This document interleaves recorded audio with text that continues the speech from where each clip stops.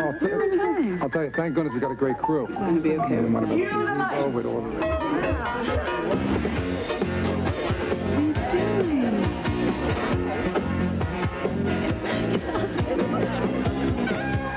Starting Monday, you can rest a little easy. Get together for Nightlife, starring David Brenner, plus my musical director, Billy Preston, and my hard-working crew. We belong together. Late night starting Monday for Nightlife. Yeah, together. Featuring the Gators of the University of Florida against the Hurricanes of the University of Miami.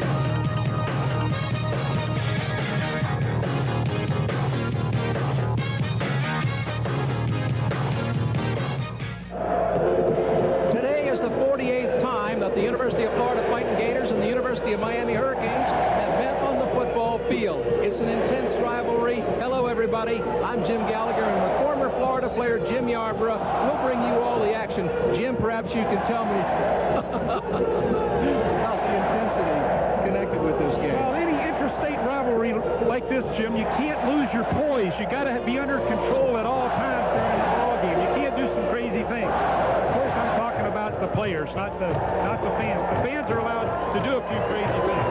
This is going to be one fantastic, exciting ball game out here this afternoon. Great quarterback matchup because you've got two Heisman Trophy candidates on the field. We, of course, know about Kerwin Bell, and Vinny Testaverde comes in here to Florida Field today, a highly touted quarterback coming off a big win over South Carolina. Vinny Testaverde threw for 3,200 yards last season for the Hurricanes. That's more yards than any Gator quarterback has ever thrown for. Kerwin Bell is our own Heisman Trophy candidate. Anyone that's seen Kerwin play here on Florida Field knows that he's one of the best, if not the best, quarterback in the country. These guys' stats are very similar. You're not going to find two better passing quarterbacks than we'll see this afternoon. Now, Testaverde threw more interceptions last year, but perhaps that's because he put the ball in the air a little bit more than Kerwin Bell did. One of the things that Miami has and Florida's developing is a group of great running backs. Melvin Bratton, I think, is the best running back in the state of Florida. I think that stable of running backs that the Hurricanes have is the best in the state. That might be their edge today. They have tremendous running back experience and talent. Maybe two #1 draft choices, similar to what the Gators had last year.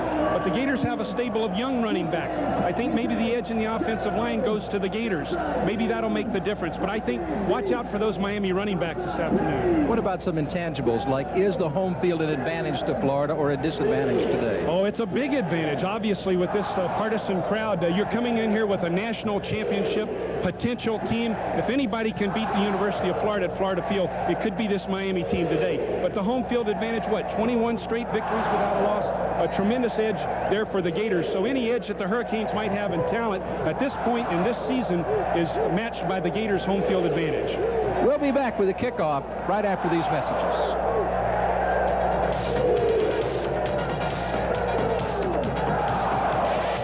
Florida football is brought to you by Armstrong Carpets, Blue Cross and Blue Shield of Florida, the Florida Orange Growers, also by Dairy Farmers Incorporated, Florida's milk producers, by First Union Bank of Florida, your Florida and South Georgia Ford dealers, Gatorade Thirst Quencher, Likes Meats, by Merrill Lynch, Scotty's, and by Sonny's Real Pit Barbecue.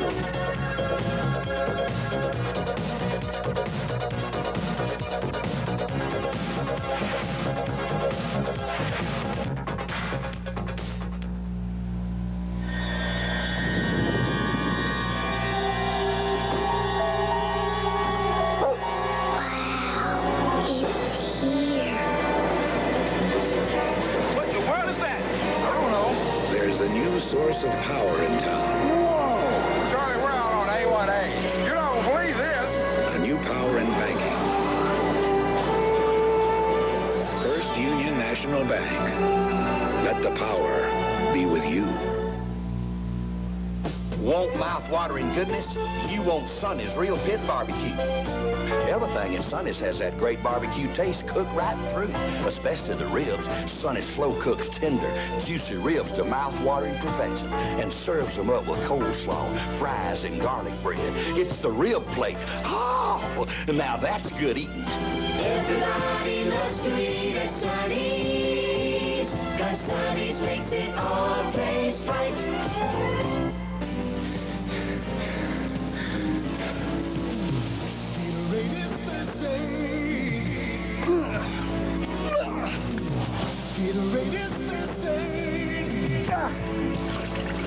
Nothing cuts through thirst like Gatorade Thirst Quencher. It quenches the thirst in your throat while it helps put back the potassium, fluids, and minerals your body sweats away. Gatorade is thirsty. For that deep down body thirst. A good leader has to have two essential qualities. One, you've got to be persistent. Always keep trying no matter what.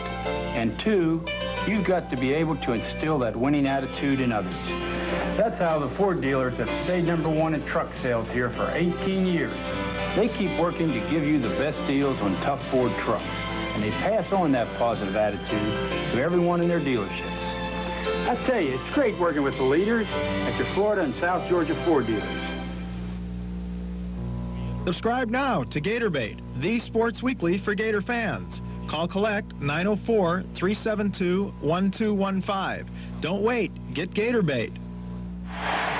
University of Florida football is being brought to you tonight by Consolidated Bank, Oakland Toyota, Winn-Dixie. Florida Gators get set to host the Miami Hurricanes this afternoon. And Jim Yarbrough, it feels hotter. Yeah, I believe 91 degrees is conservative. There you see the Ibis doing his thing down on Florida Field. Boy, the fans are excited for this one, Jim Gallagher.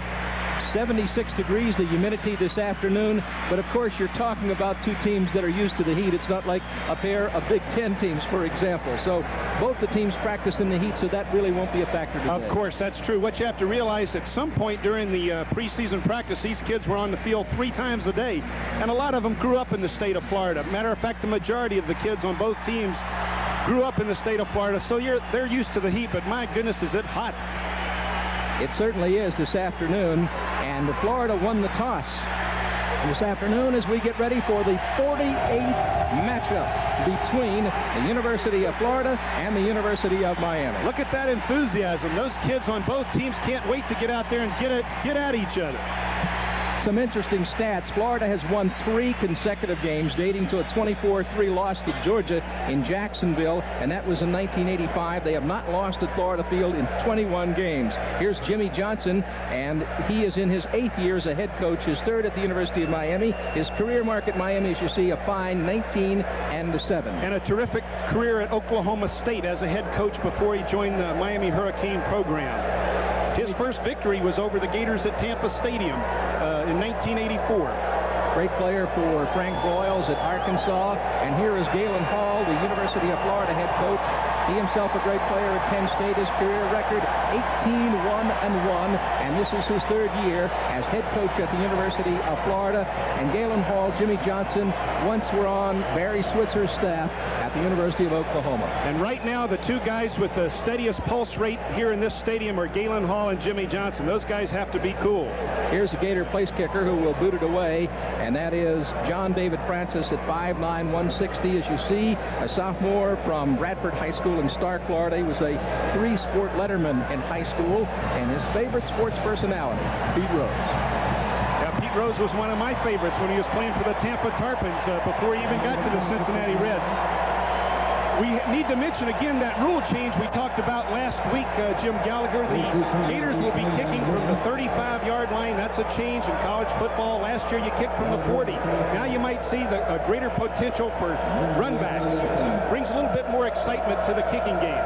As John David Francis gets ready to move to the football and boots it away to get this football game started at Florida Field. Taken by Miami on the 13-yard line, and the return is across the 20 and up to the 25 by Darrell Oliver, a senior from Palatka, Florida. Vinny Testaverde in 1985 finished 5th in Heisman Trophy voting, and he is being boomed by the University of Miami as a Heisman candidate. His picture adorns a lot of magazine covers these days.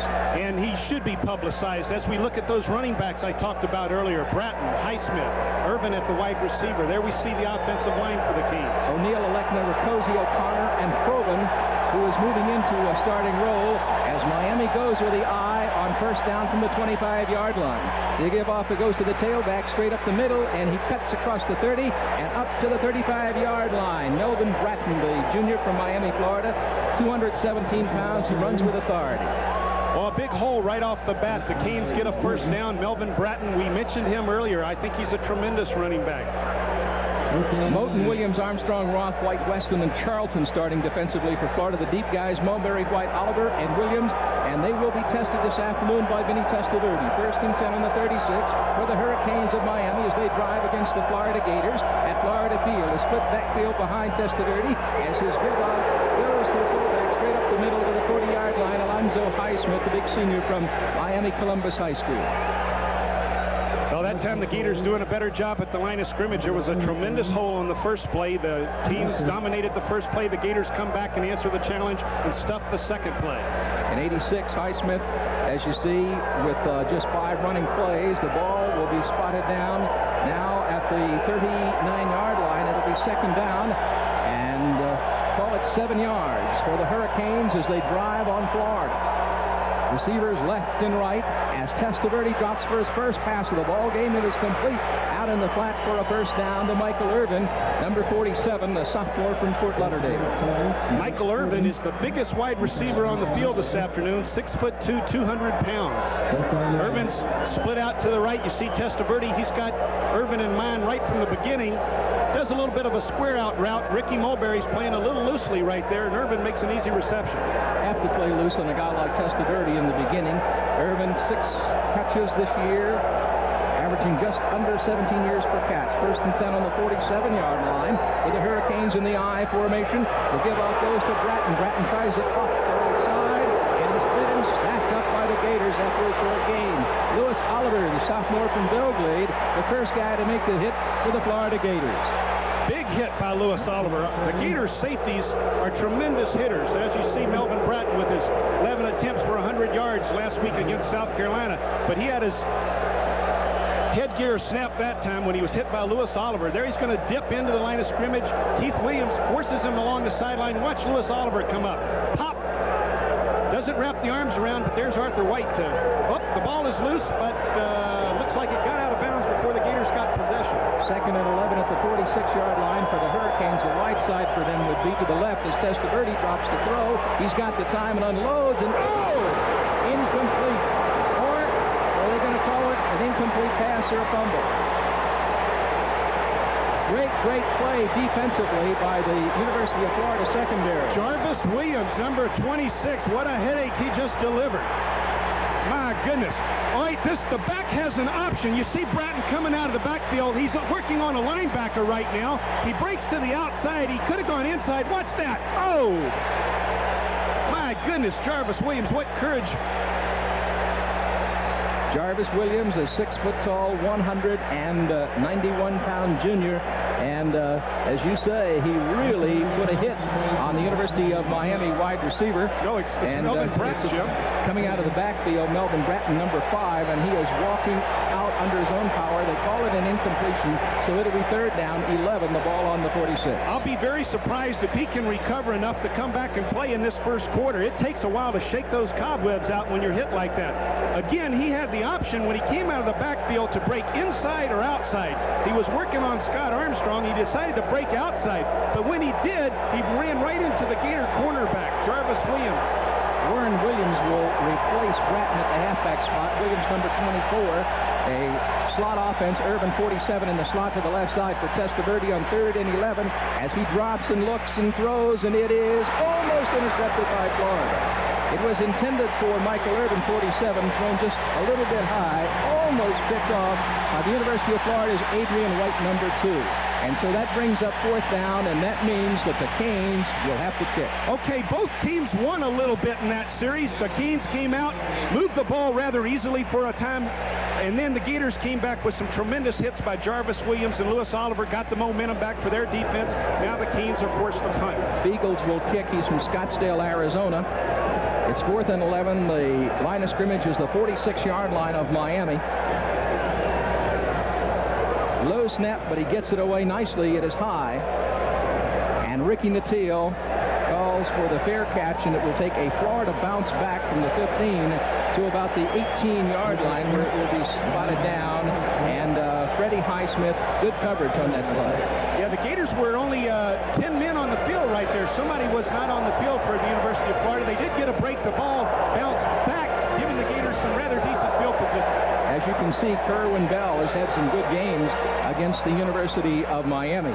He is 1-1 against the Canes in 2 starts. This is his 3rd start against the Hurricanes. 1st and 10 on the 19-yard line for the Gators in their own territory with the I formation. They've got the A&W backfield, Williams and Williams, as Kerwin Bell is being pushed, throws on the run, and it is incomplete. It was intended for Wayne Williams coming out of the backfield. Jerome Brown, their Outland Trophy candidate, putting on a good pass rush right off the bat. Wayne Williams, Anthony Williams, Ricky Nattiel, Eric Hodges, and Rodney Jones, the skill position people, William Sims, McCarthy Davis, and Big Jeff Zimmerman across the front for the Gators of Florida. Watch Jerome Brown, number 98 for the Hurricanes. He's a tremendous defensive tackle. 2nd, 10, ball remains on the 19-yard line. 4 down linemen being used by the Hurricanes as Kerwin Bell looks at the Miami defense. And the give-off is going to go to Anthony Williams across the 20 to the 21-yard line. And it was pretty tough yardage as the Hurricanes, Derwin Jones was the first guy to make the hit. You look at Hawkins, Brown, Jones, and Stubbs across the front for the Canes. Winston Moss, George Myra Jr., and Rod Carter are the linebackers. Ellis Brown, Benny Blades, and Tolbert Bain are the deep backs. The same deep backs that started for the Canes last year in Miami when they faced the Florida Gators. And they're all excellent.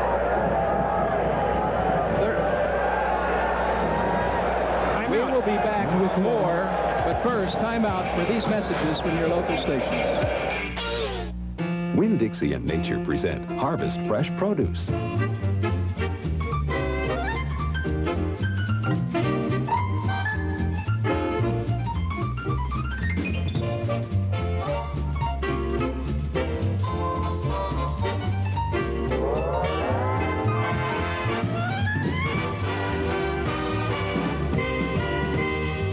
Nature makes the produce. Winn-Dixie makes the difference.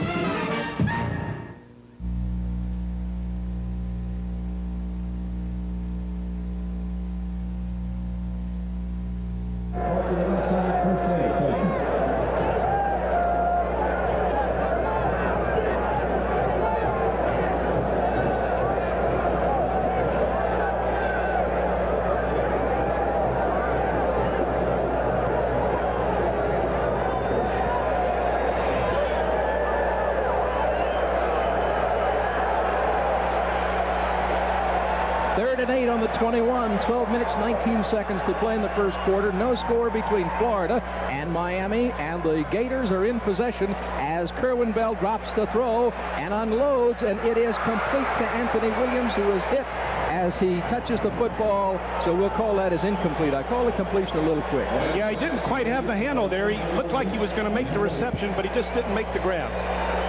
That brings up fourth down, and that means that the Gators will have to kick. Jamie McAndrew is their punter, averaging just a little over 40 yards per boot. He is a freshman from Parker, Colorado. Went to Ponderosa High School. Well, Miami's defense has to feel pretty good. They came out there and shut Florida down in 3 plays. Makes them punt. And he gets it off.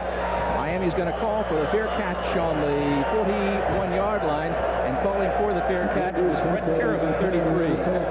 And so that means that the University of Miami Hurricanes take over the football with good field position on the 41-yard line in their own territory. rather shaky punt there, end over end, 38 yards. Hurricanes have great field position on their own 41. Anytime you're on your own 40-yard line or better, that's tremendous field position. There's Vinny Testaverde now as he tells Williams 24 to move to the other side. They go with a split backfield behind the young man from Elmont, New York, on first down as he drops and looks and throws, and it is incomplete. Intended for Charles Henry, the tight end, number 82, but falls is incomplete. We'd like to say that Jim and I will be picking our Mid-State Federal Player of the Game in the fourth quarter, so we'll be keeping an eye on which Gators are doing well and making that selection during the last quarter of the ball game. Again, a big hit by the Gators secondary. That time it was Adrian White. The loser in each of the past 3 seasons in this game has then gone on to win 10 straight. 2nd and 10 on the 41-yard line. And the give up goes to Warren Williams off the left side. He's stacked up right away and brought down by the University of Florida Gator defense. Scott Armstrong, number 57. Watch Scott Armstrong, Jim, at the inside linebacker position. He's going to make a grab with his arm right there, and it's Bratton that he knocks down. Well, there's Melvin Bratton back in the game after he was hit so hard on the previous series. I didn't think he'd be back in that soon. 3rd and 10, the ball on the 41-yard line, still for Miami. Melvin Bratton averaging a little over 9 yards per carry last week against the University of South Carolina at Columbia. Oh! Testaverde didn't hit, and still on his feet was brought down behind the line of scrimmage. And the guy that finally got him down was 26, Jarvis Williams. Testaverde, with all that size, pretty tough to bring down at 6'5" and close to 220. He was, and there was a bit of confusion there. The Hurricanes come out with 3 wide receivers. The Gators aren't exactly sure on how to execute that blitz, but there comes Clifford Charlton untouched. Jarvis Williams, the cornerback, coming on a blitz. Very rarely do you see your cornerback sneak in there on a blitzing situation. 4th down, 19 on the 32-yard line. And Feagles gets it off. It is high and will hit down at the 25 and takes a Florida bounce back to the 30-yard line. And down fast for Miami, number 48, Bubba McDowell. Again, Feagles not getting off a good punt as well. Both teams are hampered right now with not having an excellent punting game, and they're giving their opponents excellent field position on offense. One of the great things Ray Criswell did for the Florida Gators last year was to pin the other team's offense deep in their own territory every time he punted. He was a great weapon. 1st and 10 at the 30. That was only a 32-yard punt, I believe. The pitch is going to go to Wayne Williams, trying it off the left side, and hits to about the 32-yard line. So a tough couple of yards for him as Jerome Brown, the big senior from Brooksville, makes the hit. Let's talk about those Gator running backs. Last week from the tailback position, 3 young Gator tailbacks combined for over 200 yards rushing. That's a great start. It certainly is. Woody Stevens would like to have horses like that. 2nd and 8 on the 32-yard line as Kerwin Bell looks over the University of Miami defensive unit. Bell to throw, and does, and it is incomplete. A little bit low, as it was intended for Eric Hodges, 10, and falls is incomplete. Rod Carter, number 91, doing an excellent job from his outside linebacker position on coverage. Right now, the Canes are doing an excellent job covering the Gators in the passing game and putting some pressure on Kerwin Bell. There you see what those 3 young tailbacks did last week. Wayne Williams, Octavius Gould, and Tony Lomack picking up 207 yards against Georgia Southern. 3rd down and 8. The ball on the 32 for Florida. Driving against Miami, they're in their own territory. No score in the game. Kerwin Bell being hit and brought down way behind the line of scrimmage by big Jerome Brown. 285-pounder. He's an Outland Trophy candidate, and right now he's dominating the line of scrimmage. On every play, he's had some pressure. He swings from the outside right there, comes from the outside. There's a back trying to pick him up. Wayne Williams, he doesn't have a gentleman's chance. Kerwin gets hit right in the face. 4th and 18, the ball on the 23-yard line, and McAndrew waits for the snap. Gets it off. Harriman 33 takes it down at the 36-yard line and is driven out of bounds on the far side of the field in front of the Miami bench in the vicinity of the 40, and Walter Bird, 79, takes him down. That's pretty impressive. Bird's the long snapper. A lot of hustle. He's got to concentrate to get the ball back to the punter quickly and efficiently, and then he's got to hustle down the field, and he was the first man down there. Nice job, Walter Bird.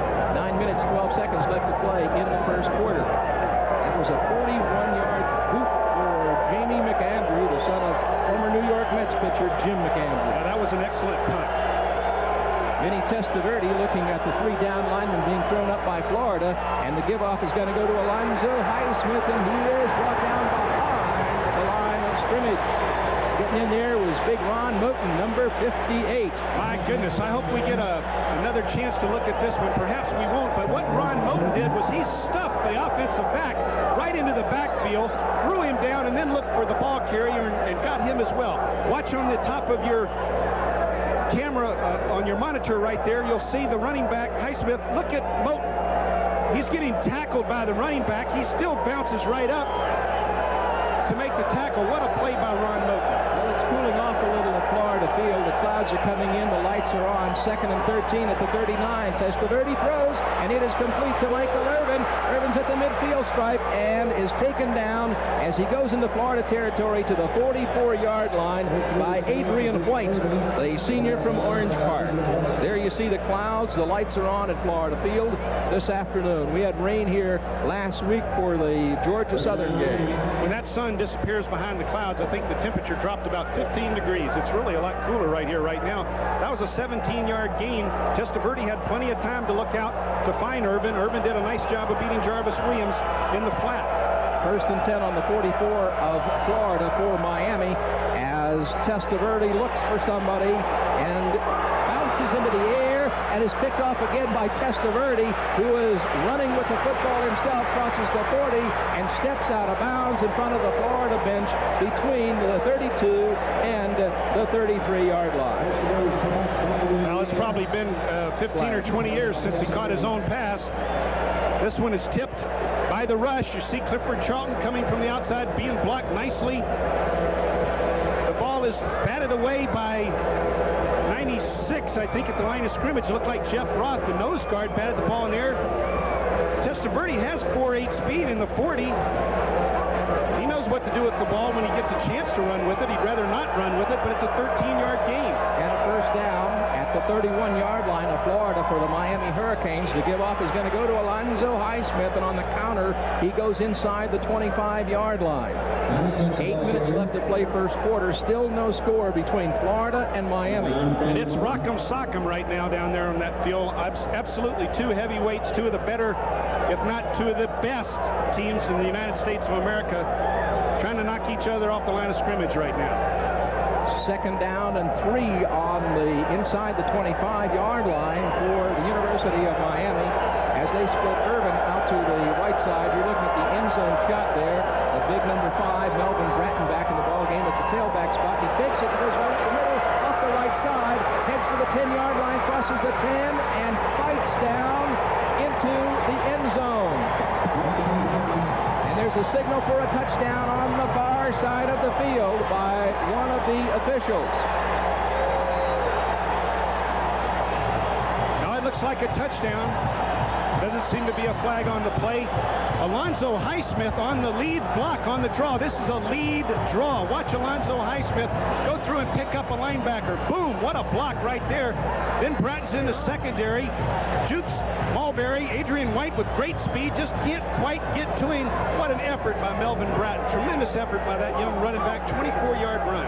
Mark Selig's try for the extra point is good, and the score is Miami 7 and Florida nothing. We'll be right back, but first, we'll take time out for these messages. Mornings around here are like fire drills. Those are my 3 alarms. Currently, they are breaking the Olympic record for speed eating. And that's why I fill their plates with family favorite ham, sausage, and bacon from Likes. This is old-fashioned goodness, because today, my firemen need it more than ever. They may not be eating slower, but they're eating better. Family favorites from Likes. Old-fashioned goodness is better. If you bought a new car 2 or 3 years ago, you're financing it at the highest rates ever. Interest rates are now at their lowest, and you could be driving a new Toyota car, truck, or van for the same or probably less. I'm Doc Lebo, president of Oakland Toyota, urging you to bring your payment book along with you, and we'll show you how you can trade up to a brand new Toyota and pay less. Oakland Toyota, 1700 West Oakland Park Boulevard, just 1 block west of I-95 in Fort Lauderdale, where it's the discount that counts.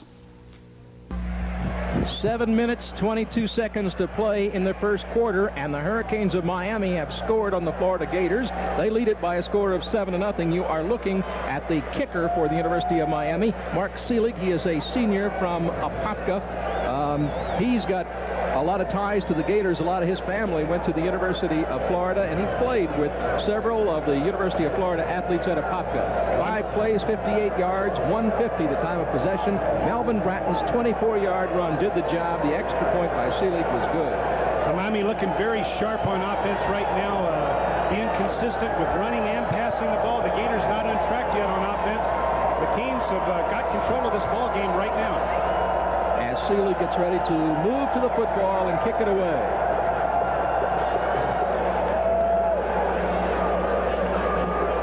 It'll be taken by Florida at the 6, the 10, at the 15, at the 20, out of bounds along the near side at the 22-yard line. The University of Florida, and so they take over the football at the 22. It'll be 1st and 10, and that was Dwayne Glover, 33, on the return. Well, if you'll remember last year's ball game, the ebb and flow, the way the momentum changed. The Hurricanes controlling the first quarter. The Gators controlled the second quarter. The Hurricanes controlled the third quarter, and the Gators came back in the fourth to win that game last year. Let's see if that's going to happen this afternoon. Right now, the Canes are in control. Florida, 21 games unbeaten here at Florida Field. 1st and 10 on the 22, and the give-off is going to go to Wayne Williams, and Wayne Williams takes it up the middle and gets some yards on the play as he crosses the 25-yard line to the 27. I think Galen Hall might have told Kerwin, let's don't get too greedy out there. Let's try and see if we can crank that running game up a little bit. Obviously, if you can crank a running game up, you not only control the ball, but you keep it away from Vinny Testaverde. 2nd down 5 on the 27 now for the Gators as they drive against the Hurricanes of Miami. The Canes with 4 down linemen defensively, and Kerwin Bell's give-off is going to go to young Mr. Williams as that was Wayne Williams with the football, and he hits in there for maybe a yard gain. Dan Cilio, Jr. from Stamford, Connecticut, number 93, makes the tackle.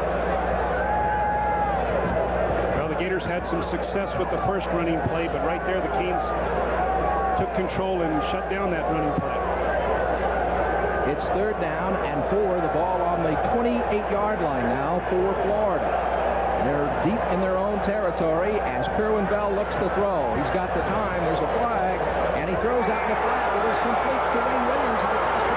The midfield stripe, the 40, the 30, the 25, the 20, the 10, the 5, and into the end zone, but there was a flag on the play, so it's going to come all the way back, and it looks like it's going to be a hold against Florida. Well, the umpire, who stands directly across from the offensive center, he's the one charged with detecting holding or not, and that's all he looks for, and he's looking right into that offensive line play, and evidently one of the Gators grabbed one of the Cane defenders. We can't quite see it right there. Perhaps Jerome Brown, number 98, was hit. Nonetheless, Kerwin did deliver for the first down. Wayne Williams is off to the races if the play had counted, but ifs and buts were Christmas nuts. What a wonderful world this would be. They're going to call that one back. So it comes all the way back now to the 17-yard line. 3rd down and 15 for Florida. Well, the key here is don't make a critical mistake. Not only try and pick it up, but don't make a big mistake. Bell hit and brought down way behind the line, inside the 5-yard line. That's what I was talking about. Either give the ball up on an interception or a sack. They treated Kerwin Bell with no respect right there. They tried to drive him into the turf, which is what you're supposed to do on defense. Good, clean play, but just a hard, aggressive play. So that brings up 4th down, and the kicker, Jamie McAndrew. Well, Well, Jerome Brown is just getting through immediately. They're not even slowing him down at this point. 13-yard loss. That's the mistake I was talking about. Now they're even putting more pressure on the punter, Jamie McAndrew. Snap is going to come from Walter Bird at the 5, and McAndrew gets it off. Perriman will take it down at the 44, running backwards at the 45, trying to turn upfield, and he is pushed out of bounds in front of the Miami bench at about the 37-yard line, and there is a flag on the play, and it looks like it came at the 39, and it may be for a flip. Kerry Watkins was the man who took him out. He almost got to that wall. He almost got outside. Kerry Watkins, tremendous speed. He's a backup freshman cornerback. 39-yard kick out of the end zone. A nice job by McAndrew driving that ball from deep in his own end zone. And with the penalty tagged on, the Canes are going to be backed up into their own territory. 5 minutes and 13 seconds to play in the first quarter, and the Canes are leading the University of Florida by a 7-0 score. There's that clipping call against Miami. Let's take a look at it. Yeah, right there. It was Dwayne Ferguson, Florida's second-string fullback, in on the punt coverage team, was hitting the back, and there was a clipping penalty detected. 1st and 10 at the 46 for Miami. They're in their own territory. A split backfield behind Testaverde. The give-off is going to go to Highsmith, turning it outside, and crosses the midfield stripe before he is bounced out of bounds by Lewis Oliver, number 18, and Ricky Mulberry, number 32. Miami very impressive right now with their offensive game plan, running, throwing the football. Very efficient with what they're trying to do. Well, they're coming off a win last week against the University of South Carolina, 34-14. Florida coming off a victory over Georgia Southern, 38-14. It'll be 2nd down 5 at the 49 for Miami, and they have moved across the midfield stripe into Florida territory as Highsmith comes to the near side, and he is stacked up and hit hard. Adrian White gets in there, along with Steve Stipe and Jarvis Williams. Well, that support has to come up rapidly from the secondary. You can't let the guy turn the corner. You got to pressure from the secondary. They get the line block, but look who comes up to make the play. Jarvis Williams and Adrian White. That's what they have to do. They have to come up strong. But then they come up, and they throw a play pass on them. What a pressure situation for a safety and a cornerback to be in. 3rd and 4 for Miami as Testaverde is looking for somebody open. Testaverde hangs onto the football himself and will come out of bounds in front of the Miami bench between the 45 and the 46-yard line, and it's Steve Stipe taking him out. Good coverage in the secondary. 4th down. Will Miami punt? That's the call, and Jimmy Johnson is making that decision right now. They might get a little greedy right here and go for it. They have a chance to pin the Gators deep in their own territory, but they're going to go for it on 4th and looks like a good yard. They're at the 46-yard line. 4th and a yard for the Canes. They're going for it, and there's a timeout being called by Miami, and we'll be right back after these messages.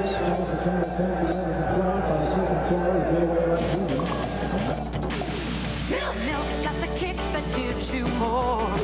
Health Kick. More nutrition in every pore. Health Kick. I got the kick, and milk is it. For calcium and vitamins that you're so rich. So get on a Health Kick, let it pour. America's favorite Health Kick. Yeah, get on a Health Kick. Milk's got more. Have more milk, 'cause milk's got more. To know no boundaries, to let yourself run free. To know no boundaries is what the world should be. Wherever there are investment opportunities, Merrill Lynch is there with the help you need to make the most of them. Because at Merrill Lynch, we believe your world should know no boundaries. To know no boundaries. Jimmy Johnson prowling the sideline in front of the Miami bench. The call is in, 4th down and a yard at the 46. The Canes are going for it. They lead 7-0, and they're on the Florida side of the 50. Vinny Testaverde's give is going to go to Highsmith, and he is stacked up at the line. I don't think he made it. I don't think he made it either. He didn't make it. The Florida defense has held. Well, I think Jimmy Johnson got a little bit greedy right there. He thinks he can go in maybe and get another quick 7 on the board right there. But he also had a chance to pin the Gators deep in their own territory. The Florida offense hadn't accomplished much to this point, but he decides to go for it. Of course, you got a 235-pound back right there. He doesn't get off the ground. We can't quite see. Rondy Weston's in there making a wrap-up on the play. The give-off is going to go to Gould, and Gould gets a couple of yards as he moves it from the 45 to the 48-yard line for Florida. He is the freshman tailback from Browns Mills, New Jersey, a parade All-American. Last week picked up 71 yards and 15 carries. That's just under 5 yards every time he touched the football. So much emotion is involved in these great intrastate rivalries. Florida-Miami matchup. That was a great emotional lift that the Gator defense gave the Gator offense. Let's see if they can make something happen. 2nd and 7 at the 48-yard line. Kerwin Bell's got the time, throws, and it is nice. And another Gator picks it off at the 45-yard line. That would be Anthony Williams, who came up with a football close to a 1st down.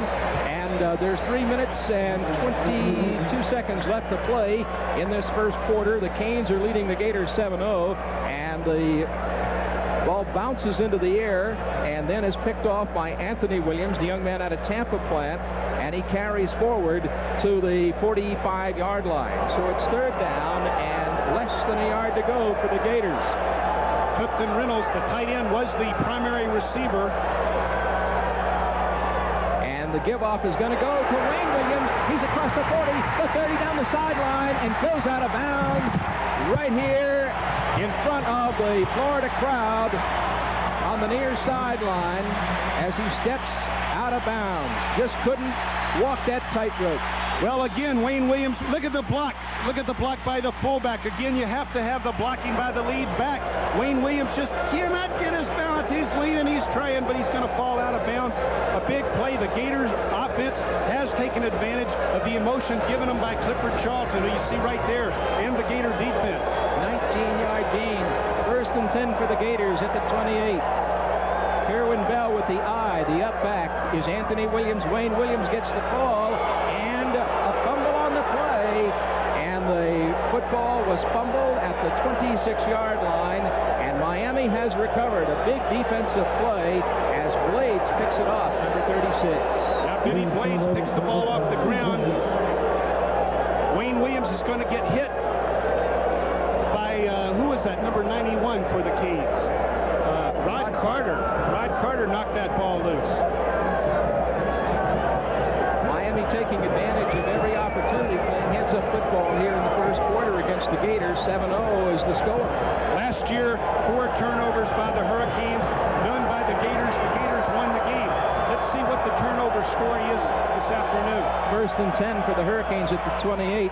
The give-off is going to go to Highsmith, and on the counter he goes across the 30-yard line to the 31-yard line.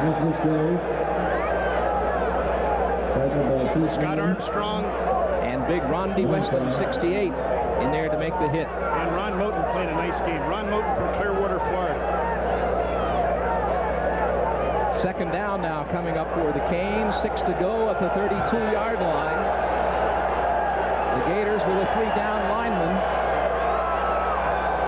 As the lines get ready to collide, and the give-off is going to go to Melvin Bratton off the left side across the 35 to the 36-yard line before he is brought down short of a 1st down. And let's give that one again to Rondy Weston, getting some help too on that play from a couple of other big linemen. Noticed in there big Jeff Roth, number 96. Roth had a great game last weekend from the nose guard position. Canes offensive line doing a nice job. David Alekna, Greg Riccozzi at the center position doing a nice job against Jeff Roth. 3rd and 1 at the 36-yard line for Miami. And the give-off again is going to go to Bratton. And let's see if he got it or if the Gators held. It looks like the Gators might have held. Gators did hold on that one. He did not get it. And here comes the punting team for Miami. I tell you what, that Gator defense deserves a big salute right now because they're playing a powerhouse. They're playing against a powerhouse offense. Melvin Bratton, there's the big fullback, Highsmith leading. Jeff Roth just zips around Riccozzi, who is a great offensive center for the Hurricanes. Jeff Roth makes the play in the backfield. Jeff Beagles, the punter, on 4th down, the line of scrimmage, the 36-yard line, as he waits for the snap and gets it off. It booms high. Ricky Nattil watches it go, and it bounces back from the 10 to about the 13-yard line, between the 12 and the 13, where the Gators will put it in play. And good coverage by Darrell Fullington, number 19, for Miami. Again, I cannot pat the Gator defense enough on the back right now. They're playing a tremendous Miami offensive powerhouse, and they did a nice job rising to the occasion and shutting the Canes down, forcing them to punt. 1st and 10 on the 13-yard line now for the Gators, and they have their backs up against the wall right now. Miami with the 4 down linemen. 2 linebackers playing right in the gaps, and the give-off goes to the tailback, Gould, who hits for about a yard before he is brought down by Miami. You see Arthur White and Ricky Mulberry taking a break over under some of the air conditioning units on the sideline. Dan Cilio, number 93, makes the tackle. It's overcast, so it's a little bit cooler than it was, but the threat of rain remains. But if the rain would stay away and it would stay like this, it would be very nice. And we will be back in the second quarter, but first, we'll take time out for you to hear from your local sponsor. So, what did you do today? I opened a savings account at Consolidated Bank for the baby. Didn't you do that yesterday? No, yesterday I bought a CD and started a money management account. I suppose that next you'll get him a personal checking account. No, I did that last week. When you're planning for your family's future, Consolidated Bank has a long list of investment alternatives to help you. So, what else did you get for the baby? Oh, just a little something for the future. Tropical Chevrolet presents a used car extravaganza thanks to GM's 2.9% financing. Hi, I'm Neil Smith for Tropical Chevrolet. People are just pouring in for this 2.9% financing, so we're overflowing with trade-in. Like this 86 Camaro with T-top, just $10,488, or this 84 Celebrity Eurosport, like new, just $56.99, or this 84 Ford Escort, only 26,000 miles, just $36.88. So come see me at Tropical Chevrolet. Biscayne and 88th Miami Shores. It looks like you're trimming down. We sure are. Yeah, and it's costing us plenty. Winn-Dixie is trimming down, too, and it won't cost you a nickel. Yeah? Winn-Dixie's always trimmed its beef close. Our quarter-inch trim on WD brand U.S. choice steaks means less fat, more value. More tender, great-tasting beef from the beef people. Yeah. Can I have a steak now? Only 2 more miles. Winn-Dixie's changing right with you. When you purchase a suit or sport jacket or even slacks from Peter Kent, you get a perfect fit, a tittle look that flatters you. You also get our people and our 100% guarantee. No cost forever for any alterations you may need. You gain or lose weight or need a new button or zippers, Peter Kent takes 100% good care of you. Name brands at discount prices for over 40 years. Peter Kent, the discounter in the wholesale fashion district of Miami. Hey, we're not the easiest place to find, so we make it worth your while. 2nd down 9, ball on the 14-yard line right now as we begin the second quarter. The Hurricanes of Miami are leading the Florida Gators by a score of 7-0 at Florida Field. Now the Gators will be driving from the right of your screen to the left, which means in our stadium they will be headed from the south to the north. 18 yards total offense for the Gator offense in the first quarter. That's not going to win many ball games, especially when you're playing a team the caliber of the Miami Hurricanes. They need to crank some of that offensive power up. High formation being used by Kerwin Bell as he looks to throw, and does, and it's complete to Anthony Williams. And Anthony is hit at the 18-yard line as he catches the football. Pretty nice game. Winston Moss, number 99, makes the tackle. A lot of pursuit by the Canes. After Anthony Williams slipped out to the flat there, Kerwin had a chance to take a look right there. in the first quarter, he had very little time to look downfield. Right there, he had some time when he picked out his receiver and delivered a strike to Anthony Williams. Dwayne Ferguson, 38, checks into the ball game now for the University of Florida Gators. Also number 39 checking into the game, Cedric Smith at the fullback position. Third down and 6 at the 17. As the give-off goes to Gould. Gould spins forward across the 20 to the 21-yard line. Close, but he didn't make it. It looks like the Canes held another nice job by that Cane defense. That brings on McAndrew, the punter, once again. Winston Moss and George Myra Jr. made the tackle on that last play. Again, as reflect back with you on last year's game, the momentum just made dramatic changes back and forth. One team in complete control, and then the other one would come back and take control. Right now, the Canes have dominated the first quarter, and they're off to a good start early in the second. The snap coming from the 22 on fourth down, and McAndrew gets it off. It's one of those knuckleballs. Perriman takes it at the 39. He's across the 40. He's at the 45-yard line and comes out of bounds in front of the Florida bench. And taking him out for the Gators, number 59, Jason Lambert. Albert the Alligator. Albert doing his best to get the Gators fired up. Of course, it doesn't take much when you play the Miami Hurricanes to get fired up, and it's true for them as well. They come to Florida Field, you know those Canes were pumped. It's an intense rivalry, as you point out at the beginning of the game.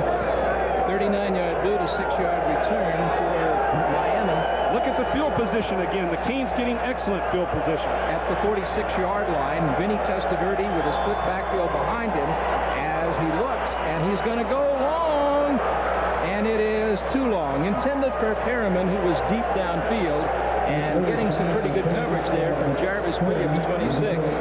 Matter of fact, Brett thinks it was too good. Well, he almost had the cornerback beat right there. Testaverde had all kinds of time. I think it was Jarvis Williams on the coverage. Jarvis turned him loose the last second as he made his turn up the field. Testaverde just laid it out there too far. What a powerful arm he has. Second down and 10 on the 46-yard line again for Miami. As we begin the second quarter, the Canes up 7-0 on the Gators, and Vinny Testaverde of Miami throws. Picked off by Florida. Jarvis Williams, 26. Jarvis Williams with a football coming cross field now. He's at the 30-yard line. He has turned up at the 25, and he comes out of bounds here on the near sideline at the 21-yard line. Taking him out, Alfredo Roberts, the tight end for Miami. Number 87. Testaverde, the ball just slipped out of his hands. It looked like he threw it way over the head of Blades, his wide receiver. The ball just, what they call, takes off on him right here. Jarvis Williams is standing out there and says, my goodness, look what I found. A nice run by Jarvis. He's going to make a big cutback right here and pick up another 10 or 15 yards. The Gators hustling down to make some blocks for him. Only the tight end has the speed to come over and make the play, and he does as he knocks Jarvis out on the 21-yard line, a 36-yard run after the interception. First and 10 at the 21 for Florida in Miami territory. The give-off is going to go to the tailback, who is stacked up as he hits the line. That is Anthony Williams, 36. Jerome Brown brings him down. Well, we talked about the quarterback matchup. Let's see what's happening right now. Testaverde 3 for 8 for 39 yards. Kerwin Bell 2 for 5 for 9 yards. I think one of the stories that's not told in the stats right there is Testaverde's getting the time to throw and Kerwin Bell is not. Second down, 10. Ball remaining on the 21-yard line as we look at Kerwin Bell with the I formation. Kerwin Bell looks to throw and does, and it is incomplete. Held on to, but not long enough by Anthony Williams, 36, and he was really getting the pressure from the Miami defense from George Myra Jr., 45. Yeah, that ball was a little too hot for him, but you got to catch that ball. You need to catch it in a big series, an important series like this, as your team is trying to move into scoring position. He just couldn't quite come up with it. Kerwin kind of short-armed it because he was getting some rush and really zipped that ball in there. George Myra Jr.'s father, a great quarterback for the University of Miami. Later in professional football, 3rd and 10, the ball on the 21-yard line still for Florida as Kerwin Bell unloads, and it is incomplete. The intended receiver was Wayne Williams, 23, coming out of the backfield, but it falls as incomplete as the pressure being put on by the University of Miami. And Florida's going to go for the field goal, and here is Jeff Dawson from Lantana, Florida, walking on. Well, last week the Hurricanes shut out the Gamecocks in South Carolina 6 straight consecutive offensive series, making them either punt or the Gamecocks gave up the ball with a fumble or an interception. So you're looking at a terrific defense with the Hurricanes. There is the attempted field goal by Jeff Dawson, and it is no good. Flag on the play. Remains 7-0, but there's a flag on the play. A flag on the play, and let's see what the call is. Roughing the kicker. What a critical mistake. 5-yard, unintentional, I think is what they're calling. So it's going to be a 5-yard penalty, automatic first down. So Florida gets a little bit of a break here as the football moves down to between the 15 and the 16-yard line. And that was the call against Miami. Well, my mistake. It's not an automatic first down. All that happens is he gets another opportunity a little closer in. Well, this time the kick is going to come from the 22-yard line, so it'll be a 32-yard attempt by Jeff Dawson. Dawson's foot is into it. It's got the distance, and it is good. And the score is now Miami 7, the Florida Gators on the board with 3. We'll be right back after these messages. Before you draw a conclusion about health care insurance, remember this card and its instant recognition anywhere in America. Remember that no one works harder to provide local, reliable service statewide. Remember the wide choice of health care programs, quality programs at affordable costs. Finding answers to health care costs is what we've done for over 40 years, longer than anyone else. When you remember that, there's only one conclusion to draw: Blue Cross and Blue Shield of Florida. Gator fans, are you tired of searching through your sports section for scraps of information about your team? I'm David Sturt, publisher of Gator Bait, Florida's only sports weekly devoted to Gator coverage. It's all here: game recaps, player features, and extensive recruiting reports. 38 big issues for just $30. Subscribe now and I'll send you a free copy of the Florida Football Yearbook. Call me collect at 904-372-1215 to order your subscription. Don't wait. Get Gator Bait. Well, Florida's on the board now with 3 points. The Hurricanes leading 7-3, and so that means the Gators, John David Francis, will be kicking. 12 minutes, 13 seconds left to play in the first half. That 3 points, a direct result of a turnover. Credit the Gator defense for that 3 points. 32-yard field goal by Jeff Dawson puts Florida on the board as Francis kicks off. And it goes across the goal. A lot of distance on it. No run back on that one. As John David Francis got his foot into it, and Darrell Oliver, 37, just watched it roll on by. You can't ask any more from your kickoff man now that he kicks off from the 35 to kick it in the opponent's end zone and force him to come out from the 20. 4 plays, 5 yards, 53 seconds possession. Jeff Dawson with a field goal, and here is Vinny Testaverde. 1st and 10 on the 20 now for the Miami Hurricanes.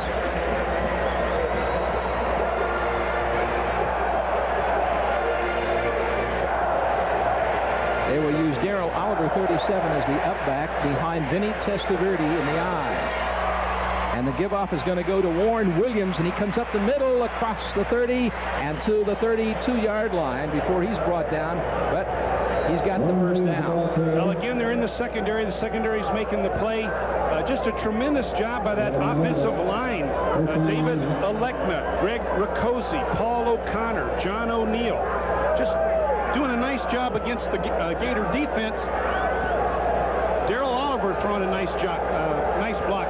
Williams was one of the better backs in the Gator game last year for the Hurricanes. 1st and 10 on the 32-yard line for Miami as Testaverde's give-off goes to Oliver, who cuts upfield across the 35 at the 36-yard line before the University of Florida brings him down, and Arthur White, 43, makes the hit. I'm so impressed with this Miami Hurricane team right now. They're just, they got some tremendous talent out there. Galen Hall's marked 17-1-1 over the 84-85 seasons, the best coaching record in the country for that time frame. What a great job he's done here at Florida.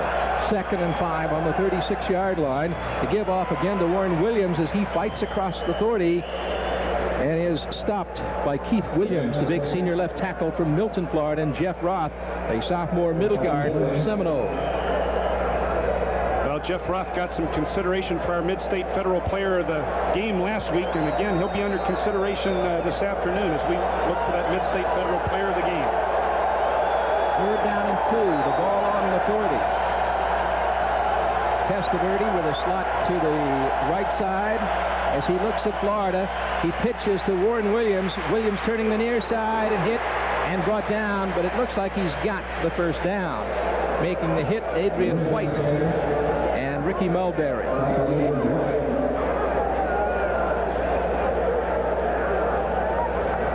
He's got the first down to the, looks like they're going to spot it down at the 43-yard line.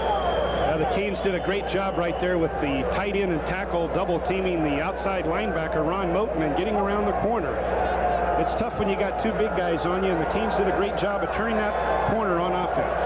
Again, the eye being used by Testaverde, 33 Perriman at the bottom of your screen on first down. He looks and goes long, long, long, and it's going to be intercepted by Florida, and picking it off once again is Jarvis Williams. Jarvis coming up the near sideline, comes out in front of the Florida bench as he crosses the 35 to the 36-yard line. 2 interceptions this afternoon for Mr. Williams. Well, Testaverde has all the time in the world to look down the field, and he wants the bomb. Jarvis Williams is making the coverage right there. Jarvis has a read on the ball all the way. Again, we're talking about turnovers, field position. The Gator defense right here gets a turnover for that Florida offense. There's going to be a penalty on the play. Darrell Oliver and one of the Gators were involved in some fisticuffs, and the Gators, as always, made the second hit. Penalty going against the University of Miami, and that moves it across the midfield stripe into the 49 of Miami. The point I was trying to make is generally when you retaliate, when you're hit with what you consider a cheap shot, regardless of whether it is or not, and you respond, you're usually going to get a penalty if you retaliate. But right there, the Gators came out and won that penalty march off, and it's in Hurricane territory. Moves to the 49. Jarvis Williams, as you can see, 2nd interception today.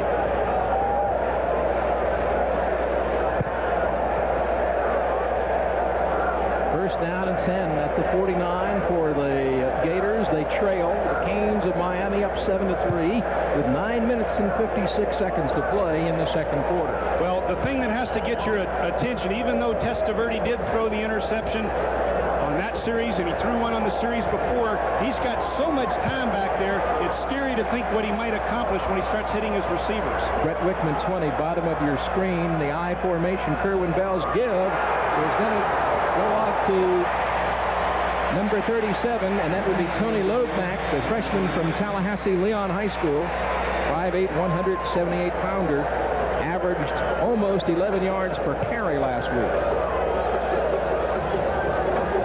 Another one of those young Gator tailbacks that gained over 200 yards against Georgia Southern.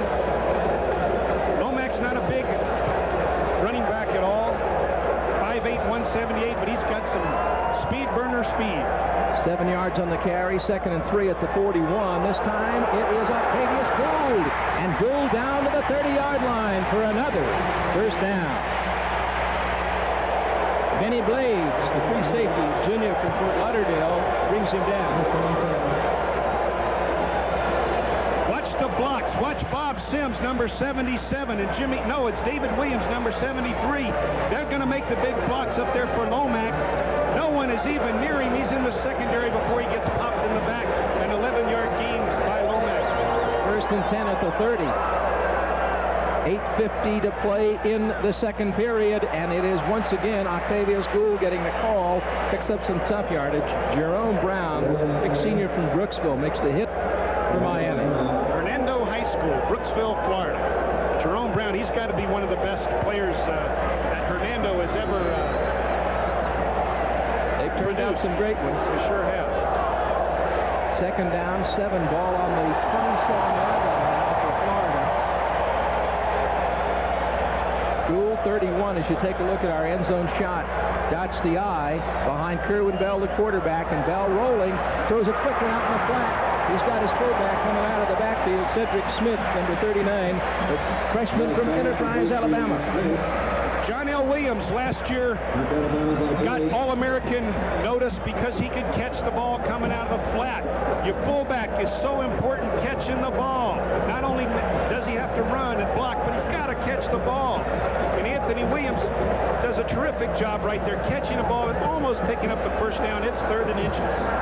At the 20 for the Gators of Florida. Again, the eye being used by Kerwin Bell. Frank McCarthy, the center, up over the football.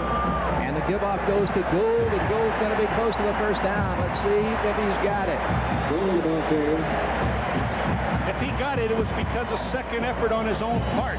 He was hitting the backfield, put one hand down, and continued toward the line of scrimmage, almost crossing that 20-yard line. It's going to be very close. He needed to make inches. Let's see if he made it. Well, I think they're going to have to bring the chain gang across and check it out to see if he's got it or not. Kerwin Bell standing right there. That's George Myra Jr., 45 to the left. He got it. Picks up the first down. Keeps Florida's drive alive. 8 minutes and 1 second to play in the first half. And the Hurricanes of Miami drew first blood. They lead by a score of 7-3 on the Gators. The Gators on the board by virtue of Jeff Dawson's 32-yard field goal. The Gators have yet to be consistent on offense in the first quarter and much of the second quarter, but right now they're looking like a terrific offensive unit. Let's see if they can proceed right into that end zone. High formation being used. 4 down linemen. The Miami defensive scheme, and Bell unloads, intended for Hodges, and it falls as incomplete. Hodges on the post. Tolbert Bain, the coverage man for Miami, number 18. Kerwin makes a quick pitch action to the right, takes one step back. Hodges is sprinting towards the goalpost. He has Bain beaten badly, but Kerwin just doesn't get the ball to him. They just weren't quite able to connect, but Hodges was wide open. Boy, Kerwin's licking his chops about getting another opportunity to do that. All right, let's give you some information. We just received Daryl Oliver has been ejected from the game. Second down 10 on the 20 for Florida as they drive against Miami. It is Gould with the carry to the 18-yard line, and George Myra Jr. makes the tackle. George Myra Jr. turns maybe a 12 or 15-yard gain into a 2-yard gain. He came off his block just at the last minute to make that tackle, or Gould would still be running with the ball. Nice play by George Myra Jr. Third down and 8 on the 18-yard line now. Octavius Gould, 7 carries for 26 yards this afternoon. A split backfield behind Kerwin Bell. As Bell looks, can't find anybody, and now he throws a quick one, and he's got his man inside the 10-yard line, and down to the 8-yard line goes number 31, Octavius Gould, coming out of the backfield. All right, the football. All right, Kerwin Bell, and all right offensive line. They give him some protection. Look at Sims and Jimmy Davis and McCarthy fighting. There's big David Williams driving his man to the inside. Kerwin gets that extra second, gives a little pump, finds the young freshman. What a heady young freshman. He continues with his pattern. He's looking for the football, and Kerwin Bell delivers to him. A big first down by the Gators. First and goal at the 8-yard line for Florida. I formation. The give-off is going to go to Gould. Goes straight up the middle into the 1-yard line. Flag on the play, and it could have been. We'll have to wait and see. It is a motion call against Florida. Yeah, they caught the fullback. I think it was David Ferguson, just leaning a little bit before the snap. They say that turnovers and mistakes come back to haunt you in big ball games. Watch the fullback. Well, I didn't see him right there. I don't know who moved. Cedric Smith was playing the fullback position. looked like he jumped a split second before the ball was snapped. So it was a good call by the officials. First and goal at the 13-yard line. Look at that difference. What do you get to the 2-yard line? Would have beens and could have beens. Would have beens and could have beens. High formation now for Florida as they drive on Miami. And the give-off again goes to Octavius Gould, and he is dragged down behind the line of scrimmage. Good penetration by Randy Shannon, the strong side linebacker, number 22 for the University of Miami. Yeah, he was dogging from his linebacker position. Whenever a linebacker comes in, they call it a dog. Whenever someone from the secondary comes in, they call it a blitz. That was just a strong side linebacker shooting the gap right there. I don't know if he was guessing or if he was given that responsibility, but he sure made a big play. 5 minutes and 45 seconds to play in the first half. The Hurricanes lead the Gators 7-3. Florida with the football, second down on the 11-yard line. Octavius Gould, and Octavius Gould is stacked up, brought down right outside the 10-yard line. So for Octavius Gould, a tough effort. Tolbert Bain and Derwin Jones make the hit for Miami. Bain 18, Jones 86. There you see the story up on the board as Galen Hall talks with his coaches. Clifton Reynolds comes in at the tight end position, number 81. 87, Rodney Jones comes out. Ricky Nattil to the left of your screen as Kerwin Bell is looking and brought down behind the line of scrimmage. And bring him down, Dan Stubbs, 96, junior left end for the Miami Hurricanes. And that brings on Jeff Dawson once again. Now, just a great play by Stubbs. It looked like Jeff Zimmerman had him one-on-one right there, but Stubbs got on the corner and hit Kerwin deep in the backfield. Big loss for the quarterback, and now Jeff Dawson comes out to try the three-pointer.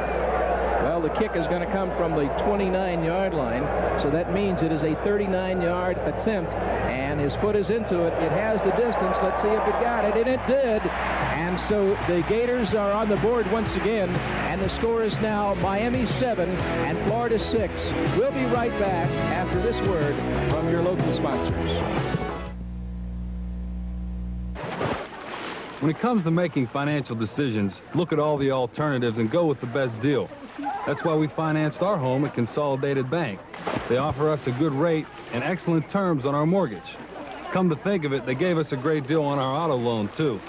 In fact, borrowing money at Consolidated is so easy that I may buy myself a new boat. Did I hear you say mink coat? No, I said boat. Can't win them all.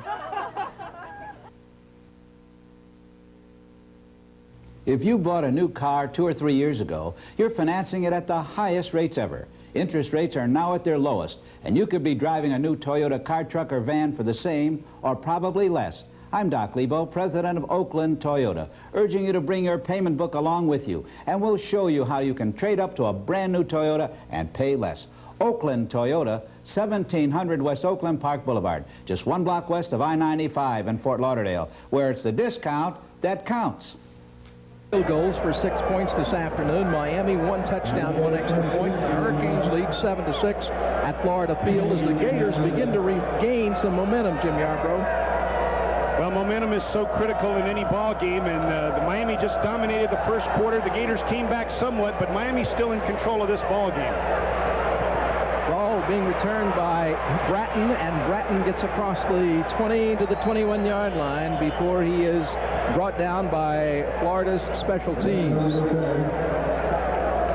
So they take him down, and that means that Miami puts the ball in play at the 24-yard line. That was a 23-yard return. Hard to believe here we are with only 4 minutes left in the second quarter, and Vinny Testaverde has only 39 yards passing, and Kerwin Bell has only 25. These are the two of the better, if not the best passers in college football, and the yards just have not been there for them this afternoon. First and 10 at the 24-yard line for the Miami Hurricanes. Vinny Testaverde is the quarterback, and his give-off goes to Alonzo Highsmith, who hits the line of scrimmage and simply slips right at the line. He might have picked up a yard, slid forward perhaps.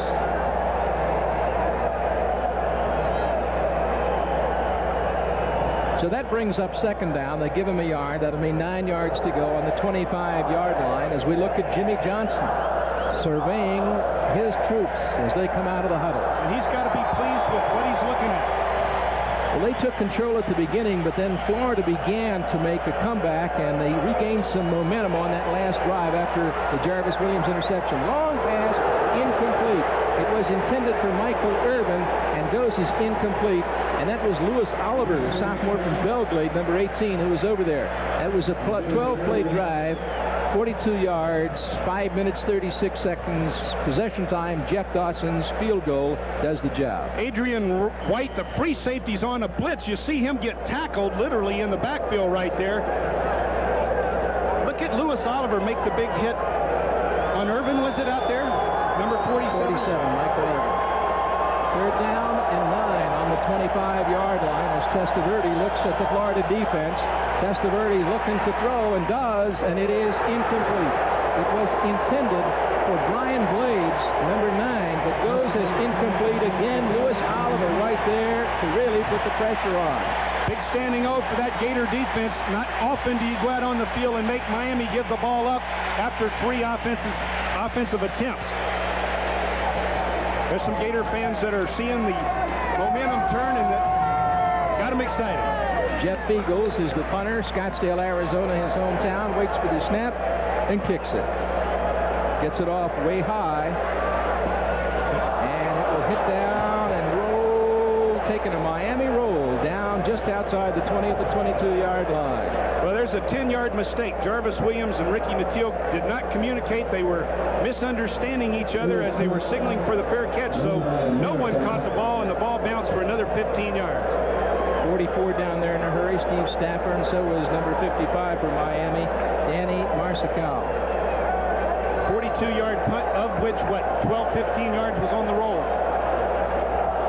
First and 10 at the 23 for Florida. And they're in their own territory as Kerwin Bell goes with the I formation and a slot. Natile 89 to the right of your screen as the slot back. The give-off goes to the tailback straight up the middle, and we're talking about Wayne Williams, the sophomore from Titusville, who gets a little yardage on the play, and Derwin Jones, 86, a junior from the University of Miami, number 86, brings him down. Well, the Gators did have a good series the last time they had the football. Let's see if they can put 2 back-to-back. Less than 3 minutes to play in the first half. The Hurricanes lead 7-6. Hurricanes still stay with the 4-down lineman. The I formation with a slot being used by Florida.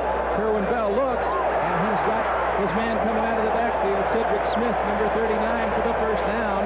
Across the 35-yard line to the 37. Tolbert Bain, the junior right corner, number 18, making the tackle for Miami. Good possession football. Try and hit the back, maybe the tight end. Move the chains, move the chains. That's what that offense is thinking. First and 10 on the 37. The give-off goes to Wayne Williams off the right side.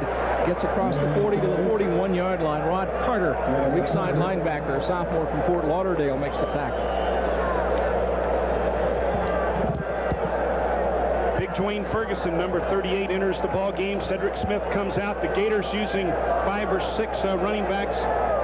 As we look at the Testaverde-Bell match-off, still not a whole lot of yards produced by those young men through the air this afternoon. 2nd and 6 at the 41, and the give-off is going to go to the tailback, and that is Wayne Williams again, as he is hit and stacked up by Dan Cilio, the junior left tackle from Stamford, Connecticut.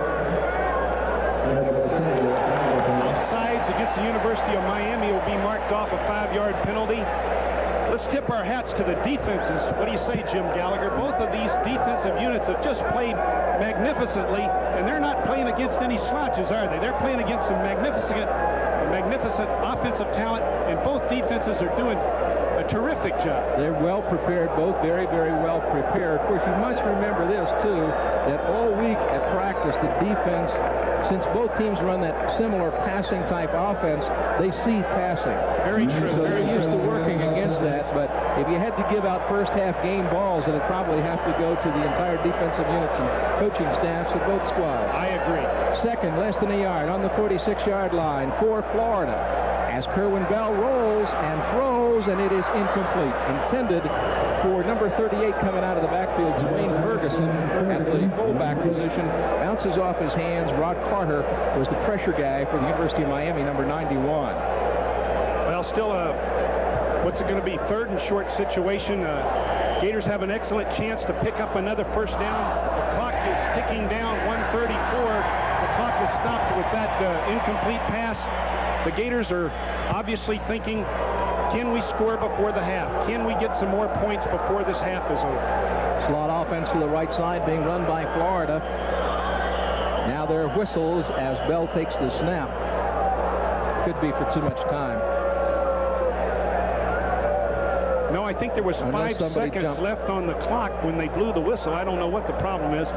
Looks like somebody might have jumped. We'll just see that call and just do, well, we're waiting for him to give it to us. Minute 34 to play first half, and the Hurricanes are leading by a 7-6 score on the University of Florida Gators at Florida Field. Been interesting so far this afternoon. What do you call that? An inadvertent whistle, right? I like it when the referee tries to erase the fact that they threw a penalty. It looks like he's waving home to mom. He takes his flag out and kind of does an erase motion in the... You can't hide in front of almost 80,000 people, though. Third, less than a yard. Ball on the 46-yard line as Kerwin Bell, with the I formation, throws a quick pass, and it's complete to Wickman into Miami territory. First down, Gators. Kerwin Bell walks up to the line of scrimmage, decides that that's the play he wants to call, so he makes a checkoff. Hits his good friend, Brett Wickman, who's going to be a doctor one of these days. It's going to be Dr. Wickman.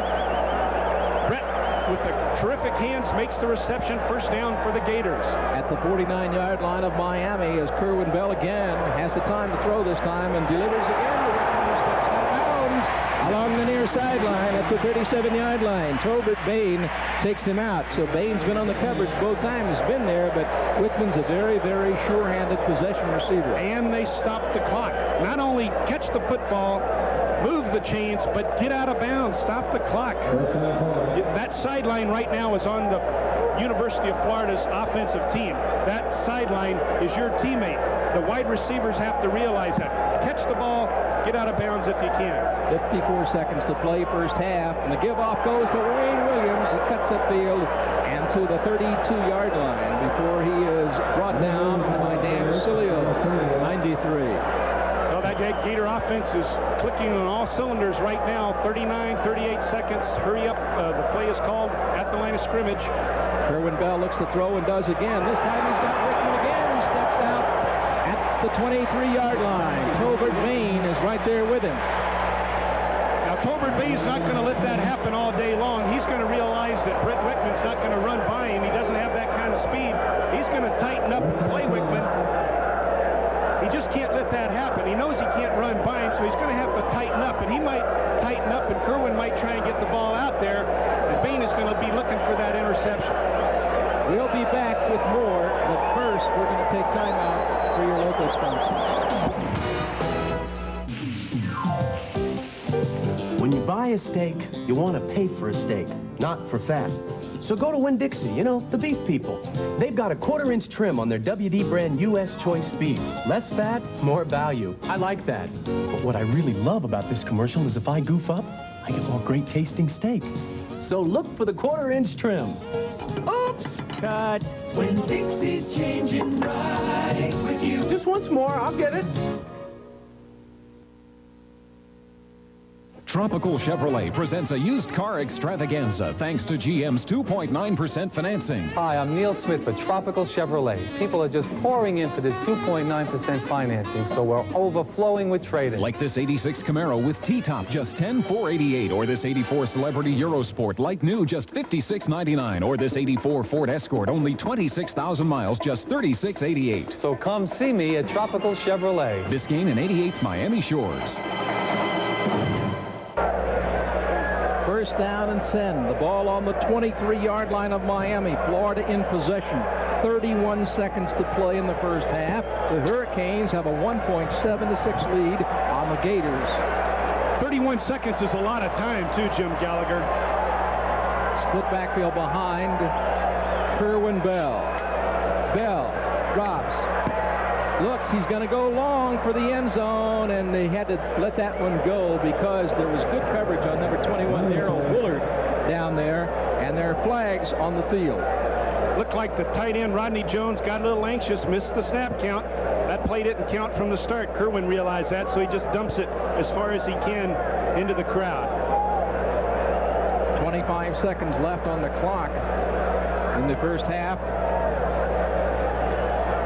Galen Hall talks with Kerwin Bell. What a great career he had as the offensive coordinator at the University of Oklahoma, becoming the offensive coordinator at Florida and then the head coach, and what a super performance he has turned in that position here in Gainesville. And the nice thing about that relationship, Galen Hall, Kerwin Bell, Galen was a quarterback. He knows what Kerwin's looking for. He knows what Kerwin should be looking for, and he's talking to him. The Gators, 3 penalties, 20 yards.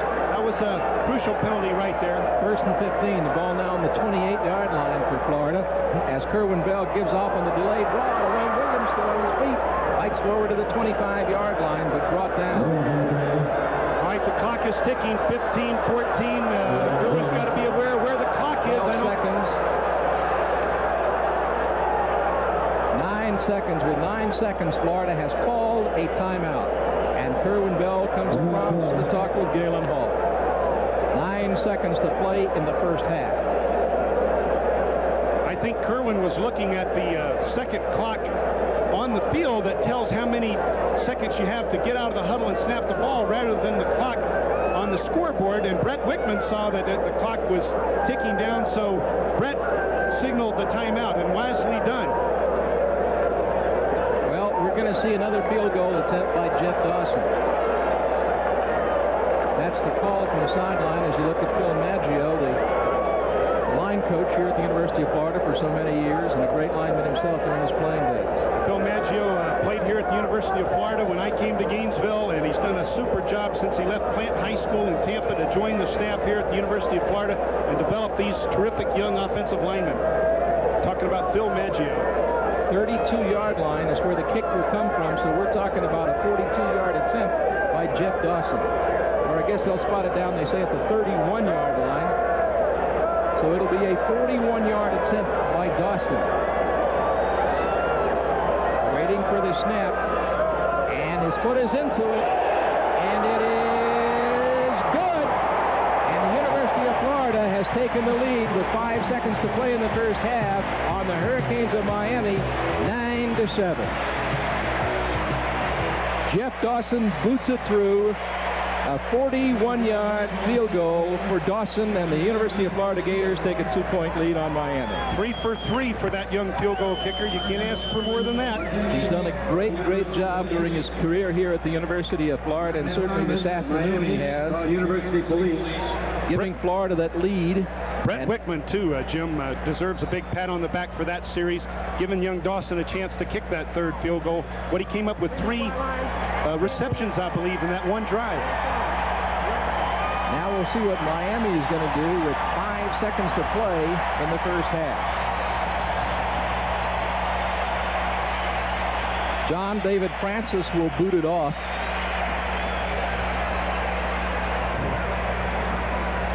As he takes his time about getting it ready. One thing about John David, you don't hurry him very much. Well, he wants to get in his camera time, you know. That's right. He's only on the field so long, so he wasn't born yesterday. He knows where that camera is. Waiting to move to the football. And he does. It is a squib kicker and will bounce, and J.C. Penney picks it up to 7, bobbles it. Now he's at the 10, he's at the 15, the 20, coming cross field. He's at the 25-yard line, and he is dragged down at the 32-yard line by the University of Florida's number 63, Tracy Daniels. So Daniels brings him down, and that is the end of the first half, with the Gators of Florida leading the Hurricanes of Miami at Florida Field 9-7. Very interesting first half with, as you pointed out so astutely a little earlier, the defense is really being much more dominant than the highly publicized quarterback. What a battle. The Gators having 110 yards total offense. The Canes having 114. Kerwin Bell having 61 yards in the air, most of it coming in that last drive. Testaverde only 39 yards. 9 first downs for the Gators, 7 for the Canes. Just a tremendous tribute to 2 powerhouse defensive units, stopping all that talent that the other teams have on offense. Now, the call is, what happens when they come out in the second half? What does Galen Hall tell his Gators? What does Jimmy Johnson tell his Hurricanes? Well, they say, hey, it's a new ball game. The second half, everything that happened in the first half is irrelevant. Forget about it. Forget the good. Forget the bad. We got one half to play. We know it's going to be knocked down, drag out. We knew that when we got on the bus to come here to play. We knew that when we suited up a little bit earlier this afternoon. It's a ball game that's going to be won in the second half. We'll have the second half after halftime, but right now, we're going to take time out for these messages. Wait, get Gator Bait. Mornings around here are like fire drills. Those are my 3 alarms. Currently, they are breaking the Olympic record for speed eating. And that's why I fill their plates with family favorite ham, sausage, and bacon from Likes. This is old-fashioned goodness, because today, my firemen need it more than ever. They may not be eating slower, but they're eating better. Family favorites from Likes. Old-fashioned goodness is better. Earning a perfect 10 in anything is tough. But there is one carpet that earns a perfect 10. One carpet combines luxury and beauty with durability. One carpet is guaranteed against matting and crushing for 10 full years. One carpet is a perfect 10. Anything Goes Carpet by Armstrong.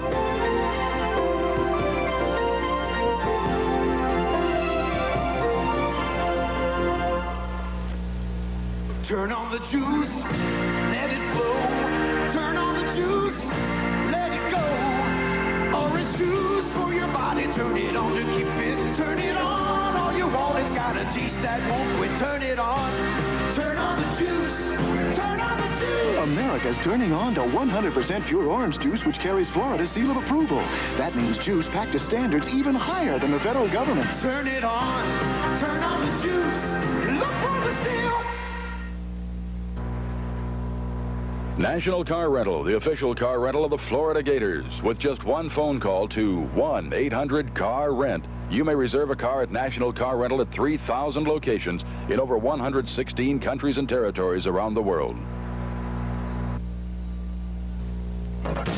Florida football on the Gator Television Network will be back after these messages. WPLG, Miami, Fort Lauderdale.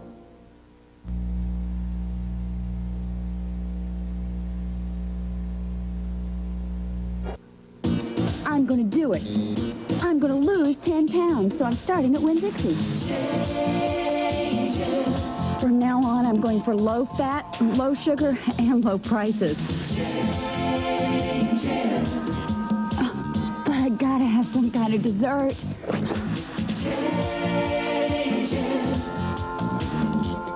I think I'm going to make it. Winn-Dixie's changing right with you. Winn-Dixie, America's supermarket. It's fantastic time at Oakland Toyota. This is Doc Lebo, president of Oakland Toyota, with fantastic discounts on our fantastic selection of Toyota vans and the all-new Toyota Dolphin, the most fantastic economical motorhome ever, complete with bath, kitchen, and sleeping accommodations. So hurry in and see all the different colors and options you can choose from. Oakland Toyota, 1700 West Oakland Park Boulevard, just 1 block west of I-95 in Fort Lauderdale, where it's always the discount that counts. So, what did you do today? I opened a savings account at Consolidated Bank for the baby. Didn't you do that yesterday? No, yesterday I bought a CD and started a money management account. I suppose that next you'll get him a personal checking account. No, I did that last week. When you're planning for your family's future, Consolidated Bank has a long list of investment alternatives to help you. So, what else did you get for the baby? Oh, just a little something for the future. For shopping fun at South Florida's first and finest indoor flea markets, in Dade, it's the 7th Avenue and North Miami Flea Markets at Northwest 140th Street. In Broward, it's the Oakland Park Boulevard Flea Market at Northwest 31st Avenue. There are hundreds of selling booths featuring all new merchandise with the best prices in town. Open Thursday through Sunday. Plenty of free parking and free admission at the 7th Avenue and North Miami Flea Markets and at the Oakland Park Boulevard Flea Market. There are so many bargains you'll have to see it to believe it. Believe it. Believe it. Florida from the University of Michigan. Perhaps, Dean, you could tell us a little bit about your background and about the gentleman you replaced. My background is I have education degrees from the University of Wisconsin and from Stanford University, and was professor in the Engineering College at Michigan prior to becoming a professor in the Business School at Michigan. I'm replacing Bob Lanzalotti, who spent 17 years as the College of Business Dean here at the University of Florida. One of the things that the University of Florida's College of Business Administration has been called is a very, very valuable tool as far as the state outreach is concerned. Can you talk a little bit about the state and national level and the resources? Well, a major component of the college's outreach to the state is the fact that we have 20,000 graduates who hold many important jobs across the state. We produce about 1,000 students a year that are hired by different companies in the state, bachelor's level, master's level, and a PhD.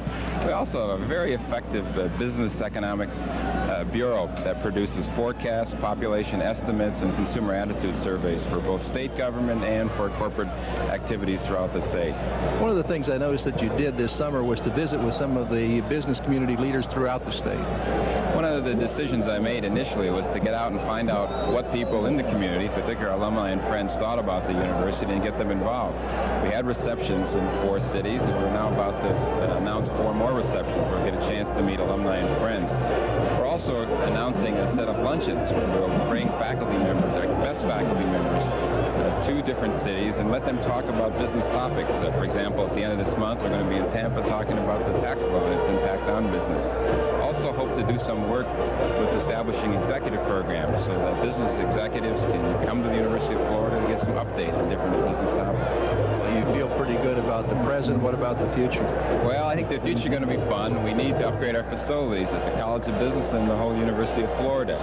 We need to find some way to get a better handle on our student-faculty ratio. We have a lot of students for the number of faculty, and we got to find a way to get more faculty and make a better educational experience for our students. Well, one of the things that happened last year was a $6.5 million gift to the College of Business. And, of course, there were other gifts, too. But what are some of the other things that make a great business college? I think a great business college is built on its students and its faculty. But more and more, those students and faculty need support not only from the state, but from the private sector. As Marshall Kreiser has said, and I strongly believe, we are a state-assisted university, not a state-supported university. We need money to support our students.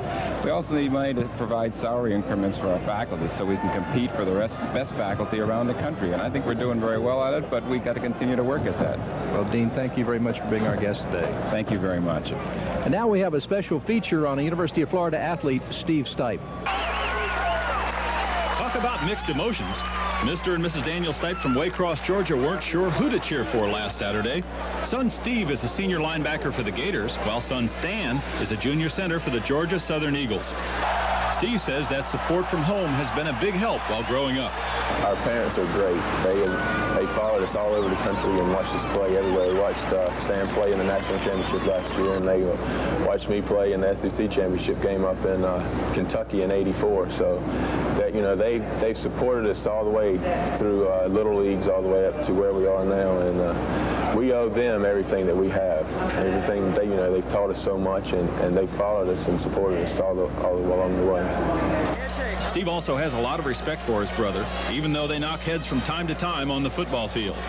He's had to overcome a lot to be able to play. You know, college athletics certainly really doesn't have a place for somebody that size in the interior line, but he decided that that's what he wanted to do, and he set his mind to it, and he achieved his goal. I mean, he does a good job at what he does. Steve Stipe is a fifth-year senior majoring in public relations. He believes that the lessons learned on the field will help him when it's time to hang up the uniform.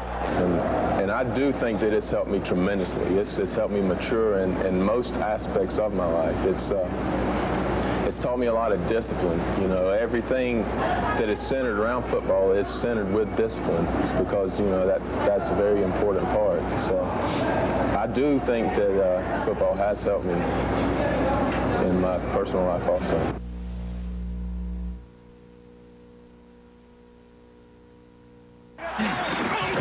Dolphin Mania is back at Publix. It's the most exciting game in town with over $500,000 in prizes, including five $5,000 grand prizes and 5 trips for 2 to the Super Bowl in Pasadena. And it's easy. Just pick up a collector card and game pieces at your nearest participating Publix. Scratch off the prize box, and you can become an instant winner. Or collect matching game pieces and win $50, $100, up to $5,000. So get in the game. Play Dolphin Mania 4 at Publix now.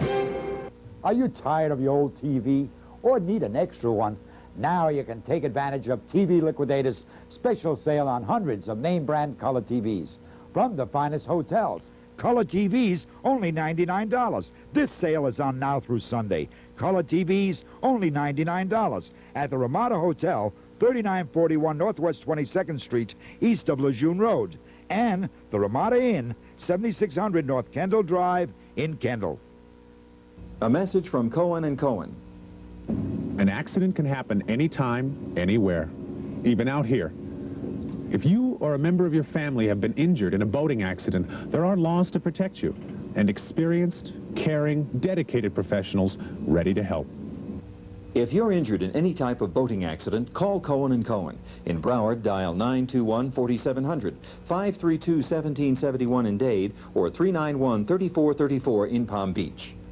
Tropical Chevrolet presents a used car extravaganza thanks to GM's 2.9% financing. Hi, I'm Neil Smith for Tropical Chevrolet. People are just pouring in for this 2.9% financing, so we're overflowing with trade-in. Like this 86 Camaro with T-top, just $10,488, or this 84 Celebrity Eurosport, like new, just $56.99, or this 84 Ford Escort, only 26,000 miles, just $36.88. So come see me at Tropical Chevrolet. Biscayne and 88th Miami Shores. The Gators of Florida lead the Hurricanes of Miami 9-7. And here's the story, Jim Yarbrough. The story is great defense. Great defense by the Fighting Gators and the Hurricanes of Miami. We got 2 Heisman Trophy hopefuls out on the field this afternoon, Vinny Testaverde and Kerwin Bell, and neither one of them can really get on track because the opposing defense is so tough. And one statistic not showing on our graphic right there is third down conversions. The Canes are 0 of 6 and the Gators are 1 of 10. You're talking about defense rising to the occasion on third down conversions. They certainly did on both sides of the ball, and we would just like to right now say hello to Morris Roberts, who is the maintenance director here at the University of Florida. He has not missed a game in 22 years, and right now is recuperating from surgery. So Morris, get well soon and be with us again soon. 74,875 in attendance, a new record, Jim Gallagher, this afternoon. Here at Florida Field, and of course, over the years, this game has certainly brought a lot of people into stadiums in Florida, Miami, and Tampa. Last year, it was an Orange Bowl record crowd when these two teams got together, breaking Super Bowl crowds, Miami Dolphin crowd records, whatever crowd record you wanted to refer to. The Gators and the Canes drew more people into the Orange Bowl last year than anyone in history, and this afternoon a new record here at Florida Field. Jimmy Johnson walking, looking for some of his players to give some encouragement to. We'd like to tell you this telecast of Gator football is being seen by fans all over the state of Florida and the United States. No matter where you are, we'd like to hear from you. Send us a card or letter with a self-addressed stamped envelope, and we'll send you a Gator bumper sticker and a Gator keychain. Your comments are also welcome. Send your card or letter to Gator Television Network, Post Office Box 14485, Gainesville, Florida 32604. And we really do appreciate hearing from you. Well, we get word your nice comments. Yeah, Jim, excuse me. We get word from the truck that young Gator tailback Tony Lomack from Tallahassee Leon will not play in the second half. And if you'll recall, I think it was Daryl Oliver that got ejected for a personal foul for the Canes late in the second quarter. So both teams now missing one of their outstanding running backs. We get ready to kick off and begin the second half of play. And kicking off for the University of Miami will be number 3, Mark Seelig, a senior from Apopka, as he boots the football high and deep. Gary Watkins, Pensacola, takes it for the Gators. He's at the 10. He's at the 15-yard line and down at the 18-yard line, and bring him down for the Miami Hurricanes, number 2, Basil Proctor from the special teams unit. So it'll be first down and 10, the ball on the 18-yard line for the Florida Gators. And here's the quarterback comparison we're keeping you up with this afternoon. Testaverde, 3 for 11, 639 yards, 1 touchdown. Kerwin Bell, 8 of 16 for 61 yards, no touchdowns. I was talking with David Steele, the play-by-play voice of the Gators on the University of Florida radio program, and we were talking during the halftime break of what vicious hitting in the secondary, and that's one reason there's not that many completions, because the secondaries are hitting so viciously. The give-off goes to Wayne Williams, and Wayne Williams across the 20 to the 22-yard line before he's brought down by Miami's number 99, Winston Moss. I don't think Ricky Nattiel has touched the ball this afternoon, has he? And that's one of the Gators' keys to success. Get the ball in the hands of Ricky Nattiel. Florida's won the 3 of the last 4 meetings between the two clubs, but the Gators lead the series with 25 wins in 47 games. 25 and 22 the record. Second down 6, ball on the 22 as Bell looks to throw and does, and he's got Nattiel. First down for the Gators at the 37-yard line. Don Ellis, number 29, sophomore left cornerman from Fort Myers, makes the hit. Nattiel so far in 86 through catches, averaging a little over 18 yards per catch. What do they say? Ask and ye shall receive. We're talking about Ricky Nattiel not touching the football. He might have gone back in halftime and says, get that ball to me. And Kerwin delivers, and Ricky comes up with a big play. First down, Gators. At the 38-yard line, as we begin the second half of play at Florida Field, it is Wayne Williams, the ball carrier from Titusville, as he goes straight up the middle, and there's a flag on the play. Wayne Williams was the leading runner for the Gators in the first half, getting 43 net yards and 10 carries with a long run of 19. And right there he had a big chance to break another one. And oh my goodness, Jimmy Davis is down on the field. Davis has been an excellent player for the Gators, the 280-pound junior from Apopka. The call was against the Hurricanes of Miami. So that's going to cost him. Excuse me, Jim. Jimmy Davis has done a fine job in that offensive line. Played just about every play for the Gators last year. He was pushed this year by Charlie Wright, who came as a junior college transfer for that starting position, but we don't know why the personal foul was called, but it was called against the Canes. Gators are moving into Hurricane territory. So that gives them great field position, and we'll talk about that when we come back after these local messages. When it comes to making financial decisions, look at all the alternatives and go with the best deal. That's why we financed our home at Consolidated Bank. They offer us a good rate and excellent terms on our mortgage. Come to think of it, they gave us a great deal on our auto loan, too. In fact, borrowing money at Consolidated is so easy that I may buy myself a new boat. Did I hear you say mink coat? No, I said boat. Can't win them all.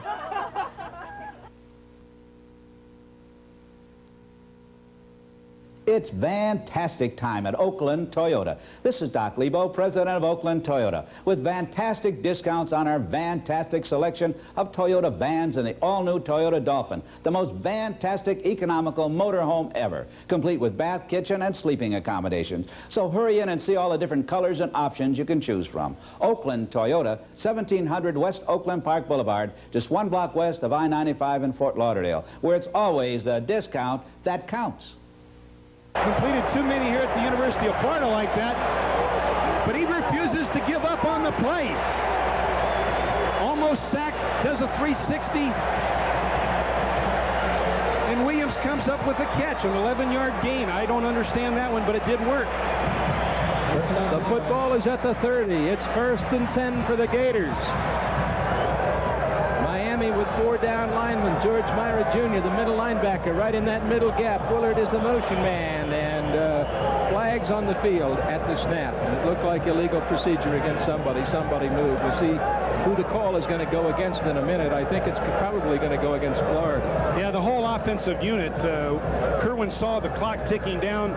He was trying to check off, did not get the play called, and miscommunication, illegal procedure, another penalty against the Gators. Kerwin Bell right now 10 of 18 for 87 yards passing. First and 15 now at the 35-yard line for Florida.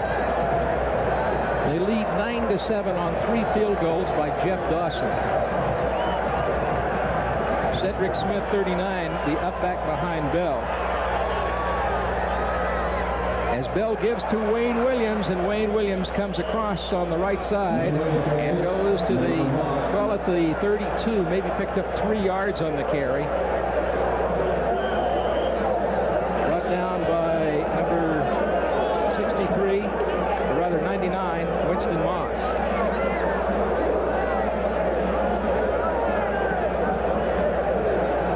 Second down, 12, ball at the 32. Wayne Williams 55 yards this afternoon on 13 carries. Frank McCarthy 53, Lighthouse Point, Florida up over the football. Kerwin Bell, the signal caller. Eric Hodges 10, the motion man, and Bell looks to throw and does. He's got Hodges, and Hodges goes out of bounds on the Miami sideline at the 22. Don Ellis in the coverage right there, and Hodges just beat him on the break. Kerwin delivered a beautiful pass. Hodges did not break stride, but oh my goodness, looks like a flag on the play. Here we see Kerwin. Watch, Hodges does not break stride. Full gallop. He catches the ball, turns up the sideline. An 11-yard gain, but it looks like it's going to be for naught. What do we have on the offense? A penalty of what nature? Negated because the flag on the play, and it's going to go against Florida. You can see the way they're getting ready to march it off right now. 12 minutes and 4 seconds to play in the third period. Florida leading by 2 points, 9-7. The football's going to move all the way back to the 43-yard line. It was a hold, and it was against the Gators. So there you see the Gators, and a lot of the fans there have their headsets on. As you mentioned earlier, they're listening to David Steele and Norm Carlson on the radio broadcast. Second and 12 on the 43 as Kerwin Bell operates for Florida at the quarterback spot. Split backfield behind him, slot offense, give off to Wayne Williams, snapped up. They get stopped right at the line as Miami sniffed that one out. Dan Stubbs, 96, good play for the Hurricanes of Miami. Well, the Gators hope to catch the Canes possibly in a blitz or doing some games where the linemen twist and loop and open up a quick crack for the running back on a quick draw, but it just didn't work as we see some of the Cane band members rocking and rolling in the north end zone. They're having a good time.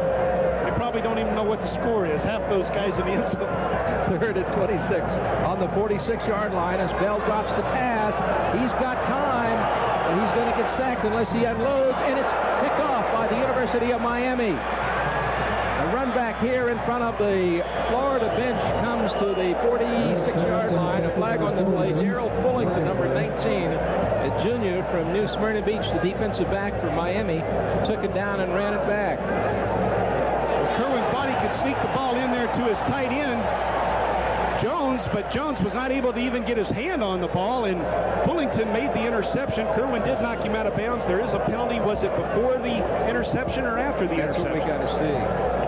The Miami defense and the Gator offense are staying on the field, so it looks like the interception is negated. Oh my goodness, what a big break for the University of Florida right there. They give the ball up, but then they get it back because of the penalty. Roughing the passer against the defense. Well, that's the call, and it moves the football to the 31-yard line. Let's see if we can pick it up right here, who the culprit is. Looks like he delivers an elbow to Kerwin's jaw before the interception. You see, he hit him before the ball was intercepted by Fullington, so therefore the Gators maintain possession. So that brings up first down for the Gators of Florida at the 31-yard line. Kerwin Bell's give-off goes to Octavius Gould, and Gould inside the 30 to the 29-yard line. Short game. Jerome Brown, 98. A big senior right tackle for Miami, who's played so well for the Canes this afternoon, makes the tackle. Jerome Brown might be the best defensive lineman we'll see all season long as we follow the Gators every Saturday afternoon. He's a terrific ball player. Octavius Gould picked up 28 yards in the first half, and he continues to run effectively here in the third quarter. There's so many good athletes on the field. Second down, 8. Ball on the 29-yard line now for the Florida Gators as Kerwin Bell is blitzed. And the ball drops on the turf, and Darrell Fullington, 19, came blowing in. And the fumble is recovered by Miami, and so the Hurricanes take it over at the 40-yard line. A big play for them. Big number 99, Winston Moss. Now, Kerwin never saw the blitz coming. He was looking to the left. Fullington came from his right. See Kerwin Bell's looking to the left, never sees Fullington coming. Second turnover for the University of Florida. Second fumble turnover. Miami gets the football with 10:15 to play third quarter. They trail. The Gators lead 9-7. Vinny Testaverde rolling out. Testaverde throws, and it is complete into Florida territory. And there's a flag on that play. Completion to Charles Henry, number 82. A tackle by Adrian White, number 2. Now they call Adrian White for a late hit. Charles Henry, his knee had touched the turf. I don't know if he heard a whistle or not, but the ball is automatically dead when the knee hits the turf. Here we see Testaverde faking a little bit of a draw action, delivering the ball to his tight end. Charles Henry, the knee goes down.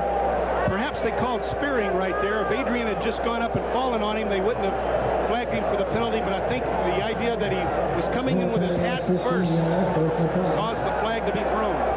First and 10, the ball on the 32-yard line now for Miami. Here in the third quarter, Testaverde with a split backfield. He's got receivers left and right. Throws out in the flat, and he's got his man, Michael Irvin, who stays on his feet despite getting a lot of punishment. Michael Irvin, and it is Jarvis Williams taking him down.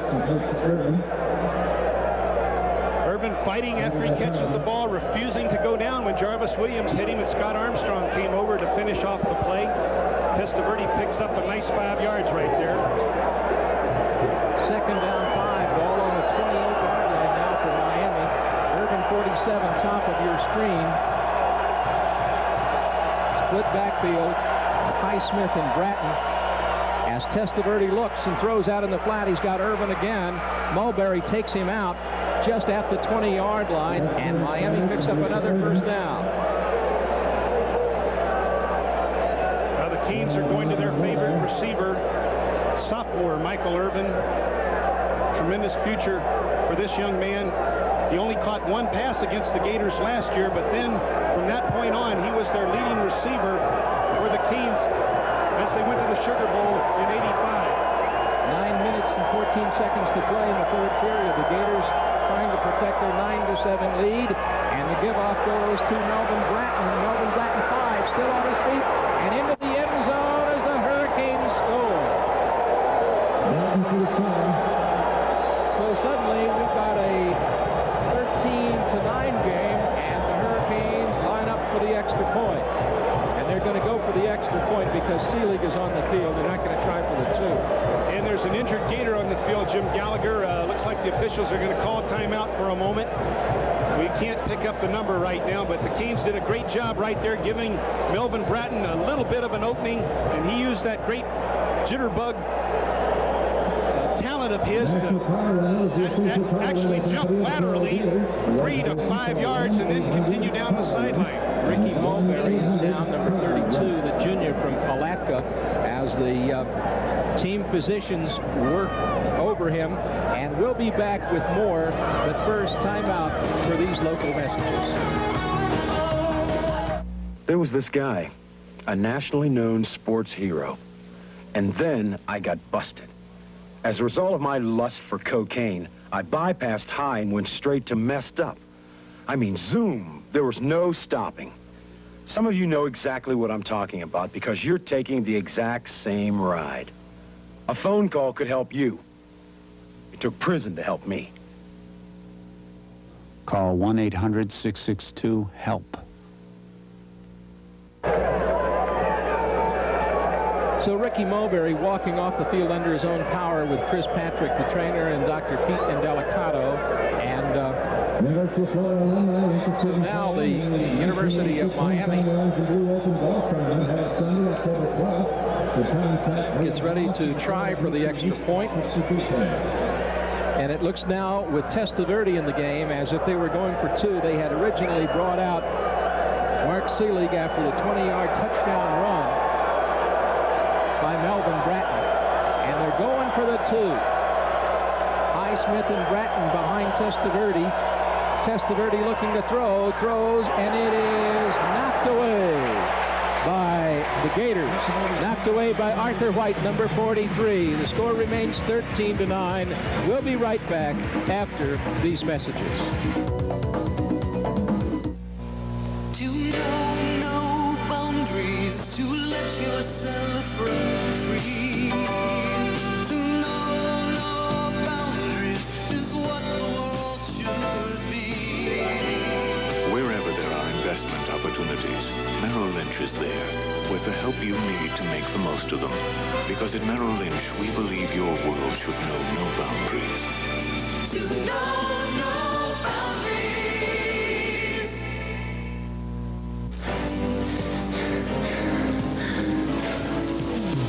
Gatorade is thirsty. Gatorade is thirsty. Nothing cuts through thirst like Gatorade Thirst Quencher. It quenches the thirst in your throat while it helps put back the potassium, fluids, and minerals your body sweats away. Gatorade is thirsty.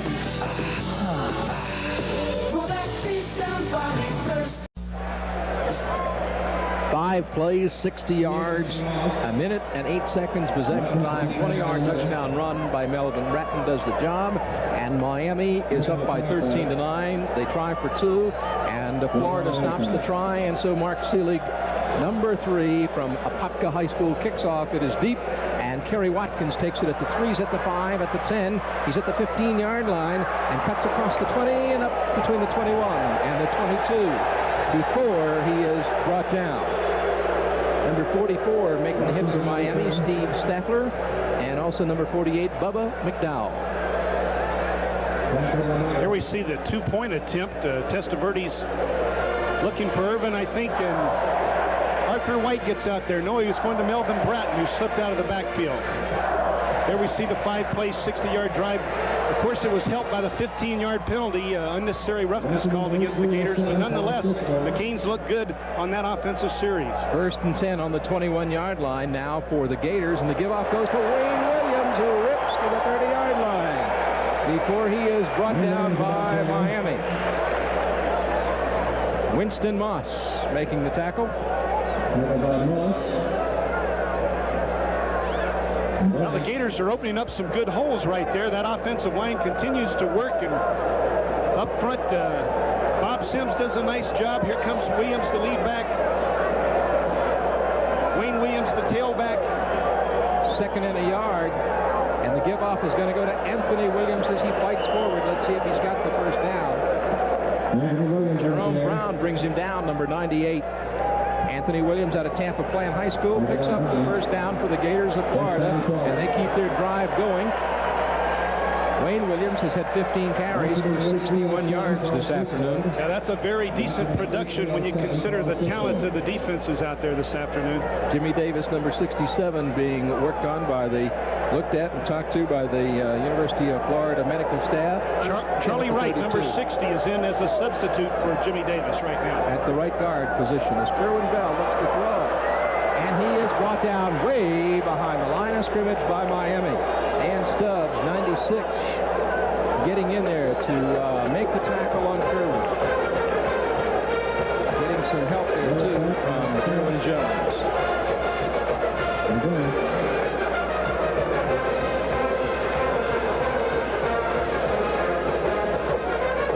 brings up second down for Florida, and 16 yards to go. The ball on the 26-yard line. Canes of Miami have scored here in the third period to lead it 13-9. The pitch is going to go to Wayne Williams, coming to the near side across the 30 to the 31-yard line. Dan Stubbs again gets credit for the tackle for the University of Miami. Winston Moss, who sat out last week's game with South Carolina because of some possible NCAA violations, back in action starting this afternoon. Doing a nice job from a strong linebacker position. 6'3", 236, Winston Moss. Third down 12, the ball on the 30-yard line now for the Gators of Florida.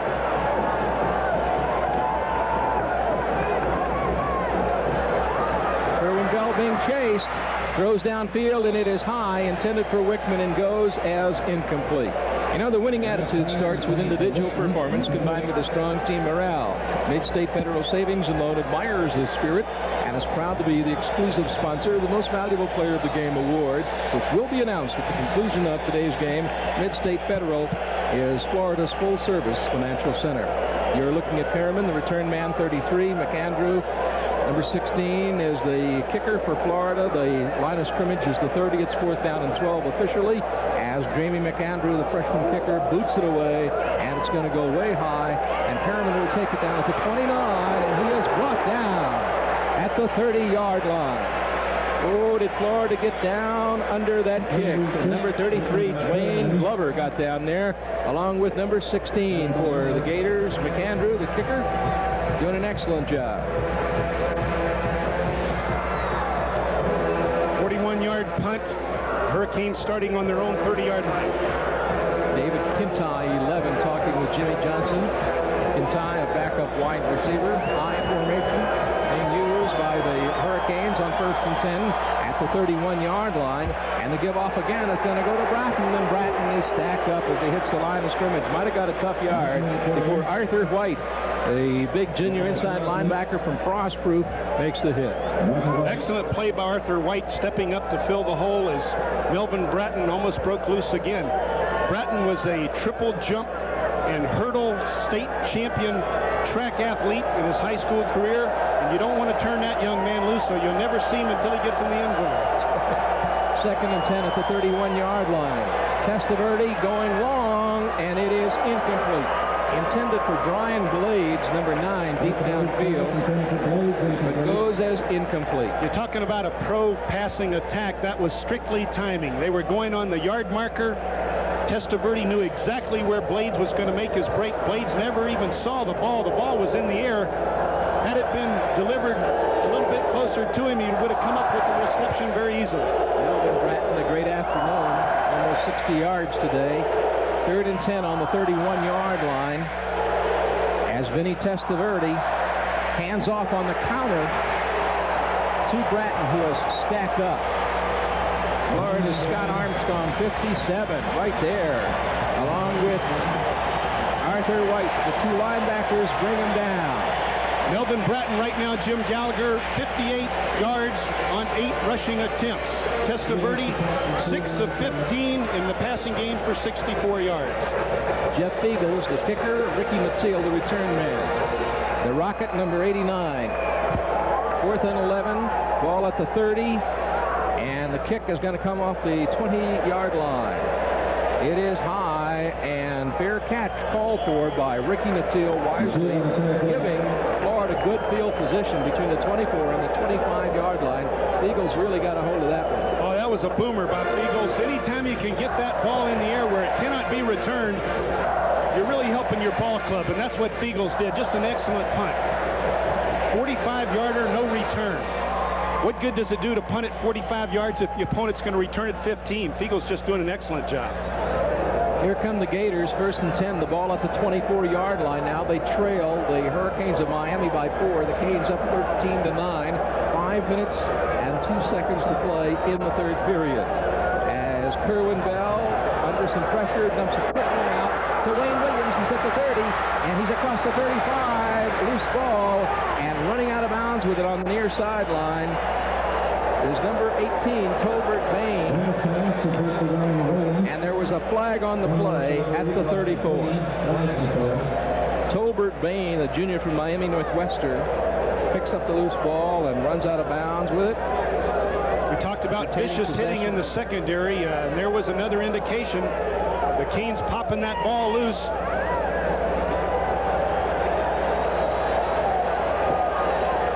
The call against Florida, and it was rejected by the University of Miami, so Miami with the football. Here it is as Bell dumps a quick one out to Wayne Williams. There, follow the bouncing ball as Mr. Bain did and run it out of bounds. So Miami 2 turnovers this afternoon, Florida 3. Even in that department. Yeah, that was an excellent call, too. One way to slow that pass rush down is to screen and draw, and the play did work, but the ball was given up on the fumble. 1st and 10 for the Canes on the 48 of Florida as Alonzo Highsmith with the football gets to the 45-yard line. So gets some tough yardage inside. Rondi Weston, the big sophomore right tackle from Belle Glade, makes the tackle.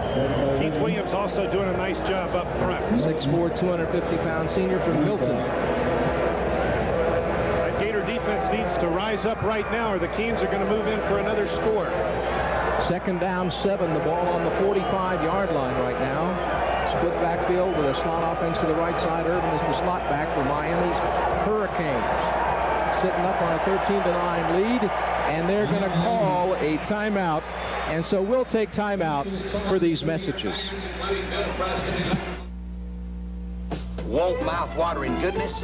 You want Sonny's Real Pit Barbecue.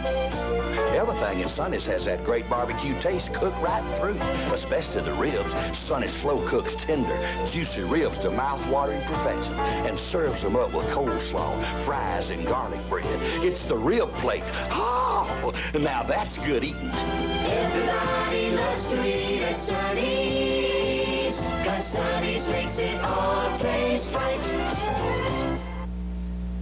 Beaches far nicer than Nice. Bouillabaisse, the envy of Marseille. Art they marvel at in Paris. Fashion they seek in Milan. Theater like London. Opera like La Scala. Emeralds by the bushel. Jungles that are wild. And nightlife that's even wilder. Eastern to the wonders of Latin America. With more flights from here to more cities there. And our famous El Interamericano service. Eastern, your airline to all the Americas. 2nd down and 7. The ball on the 45-yard line right now. The Hurricanes of Miami are in possession of the football. They're in Florida territory. 4:14 to play, 3rd quarter, and they're up 13-9. Vinny Testaverde looking at his wideouts. Takes the snap. Under pressure, delivers.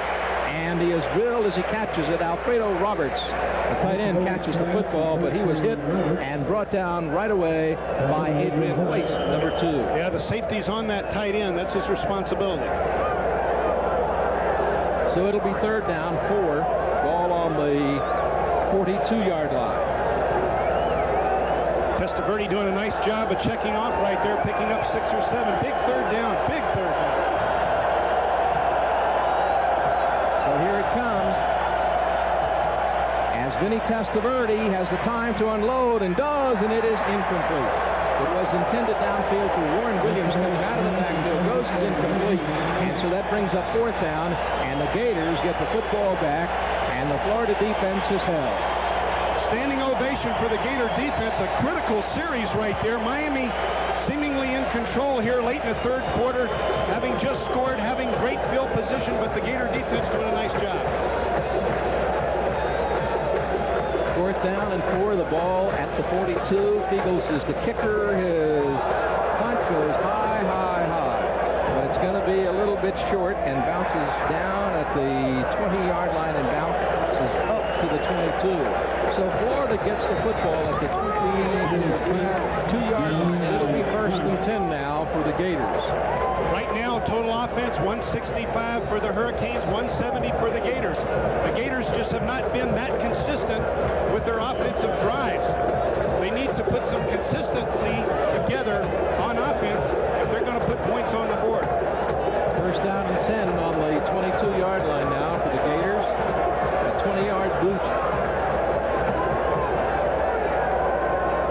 motion man is Hodges 10. As Bell gives to Octavius Gould, who carries to the 27-yard line. So a 5-yard carry for the young man from Jersey, Benny Blades. Free safety makes the hit. Two Blades brothers playing for Miami. Benny, 36, and Brian, number 9. They're both juniors, but Brian is older. Charlie Wright, excuse me, Jim. Charlie Wright doing a nice job there. The young offensive guard in for Jimmy Davis, throwing a fine block on that run. Sophomore from San Juan Capistrano, California. Eric Hodges 10 is the motion man as the give off on the draw goes to the tailback. And he is really brought down by Bill Hawkins, number 54, the sophomore right defensive end from Hollywood, Florida, along with Randy Shannon, 22, and Don Ellis, 29. Hawkins, 6'6", 245, built a lot like Ted Hendricks, who was a great All-American in the 60s for the Hurricanes. Big, tall, rangy, a great defensive player. Third down and 11 now on the 21-yard line for Florida with 2 minutes and 12 seconds to play in the third period. The Canes lead 13-9. Kerwin Bell brought down way behind the line of scrimmage by Dan Stubbs, 96, but there was a flag on that play at the 14.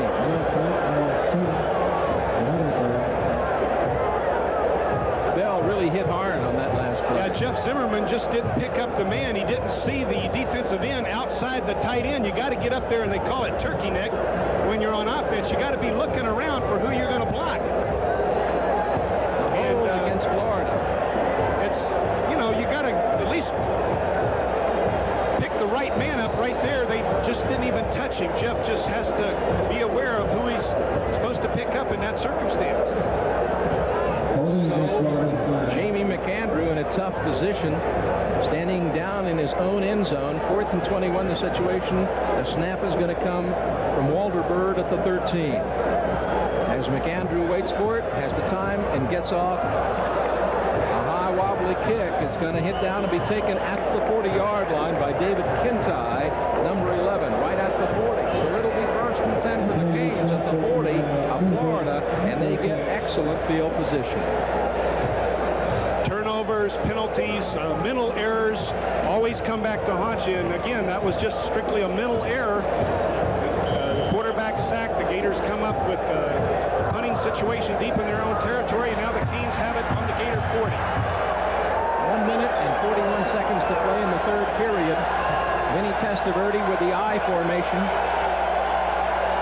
Now he goes to his split backfield, the pro set. As Testaverde drops, he's got time and throws, and he's got Irvin at the 20, and Irvin is taken out of bounds at the 20-yard line by Jarvis Williams, junior right corner from Palatka. Williams has played an excellent game this afternoon.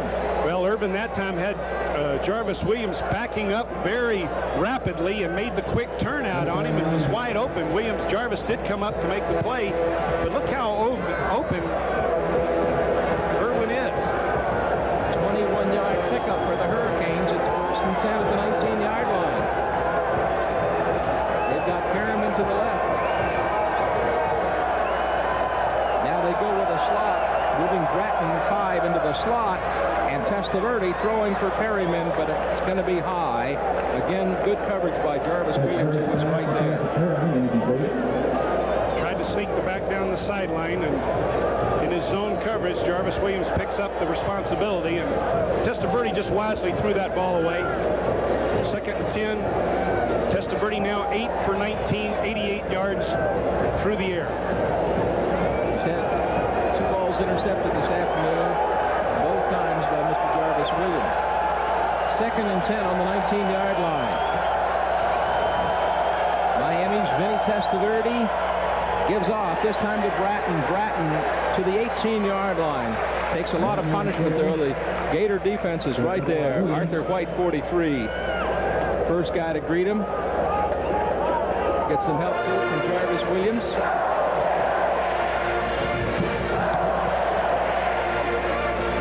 Clock is ticking away. Just a little over a minute left to play in this third quarter. The Hurricanes of Miami up 13-9 on the Gators of Florida at Florida Field. Well, third down conversion was terrible for both teams in the first half. Let's see if the Canes can convert right here. 3rd and 9. Vinny Testaverde, number 14, to throw. He does, looking for the end zone, and it is incomplete. He was looking for Melvin Bratton, number 5, running a post out of the backfield. The balls is incomplete. That brings up 4th down. Boy, he had him for an instant, too. Arthur White was responsible there, and Arthur looked like he dropped off the coverage just as Bratton was breaking loose, and Oliver was breaking his neck to get over there to hit him. He didn't know if he was going to catch the ball or not. Mark Seelig, a senior from Mount Dora, Florida, went to high school in Apopka, will attempt the field goal. It will come from the 25, so it's a 35-yard attempt. David Kintai will be the holder. There's the snap. Selig's foot is into it. It's got the distance, and it is good.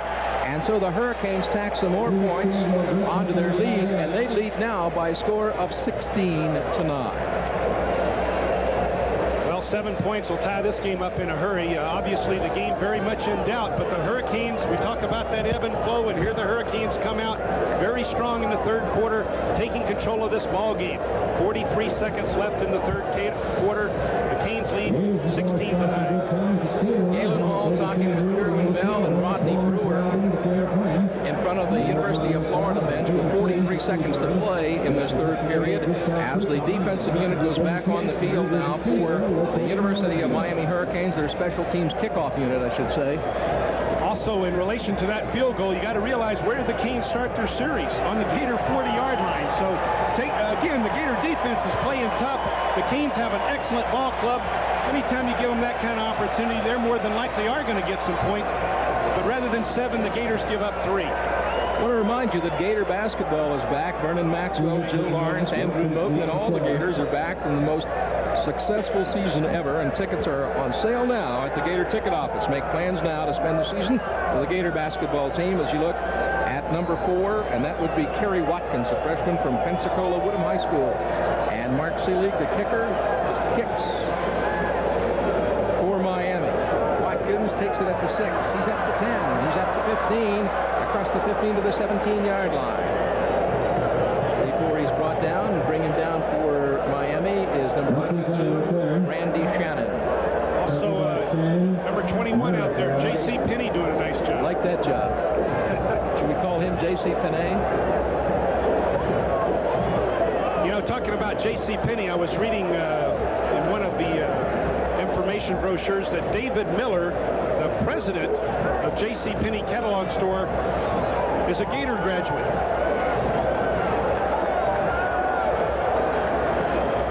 First and 10, the ball at the 18-yard line as Bell hands off to Gould, and Gould is hit right away. And in there is 93, Dan Cilio, junior from Stamford, Connecticut. Yeah, those 4 guys on the line of scrimmage right now for the Hurricanes, Jerome Brown, Derwin Jones, Dan Stubbs, just doing a great job. Big number 93, you see him right there doing a super job. Dan Cilio. Second down, 14, the ball on the 14-yard line. And the give-off goes to Octavius Gould, who goes to the 18-yard line before he is brought down by George Myra Jr. and Rod Carter. And we'll be back with more after these messages from your local sponsors. When you purchase a suit or sport jacket or even slacks from Peter Kent, you get a perfect fit, a tittle look that flatters you. You also get our people and our 100% guarantee. No cost forever for any alterations you may need. You gain or lose weight or need a new button or zippers, Peter Kent takes 100% good care of you. Name brands at discount prices for over 40 years. Peter Kent, the discounter in the wholesale fashion district of Miami. Hey, we're not the easiest place to find, so we make it worth your while. And now, with the most spectacular news of the year, Mr. Gus Machado, president of Gus Machado Enterprises. As we all know, interest rates have been drastically dropping as low as 2.9%. We at Gus Machado Enterprises have decided to eliminate interest rates completely. Wow. Yes, you heard me right. Zero interest rate financing on selected models and for limited time. But no interest rate? No interest rate, and only at Gus Machado Buick and Gus Machado Ford in Hialeah. Flea Market USA is the largest indoor air-conditioned flea market. Over 400 booths that feature clothing, jewelry, hardware, household goods, sporting goods, and much more. Everyone loves a bargain, so why pay more when every day is sale day at Flea Market USA? Open all year round at 30th Avenue and Northwest 79th Street, across from the Metro Rail Station 18. Flea Market USA. As a little girl, I showed you how easy it is to open a Castro convertible. Now I'd like to demonstrate the remarkable Castromatic recliner. With the touch of a button, it adjusts to any position. Such comfort and convenience. And the Castromatic is made in our own factories.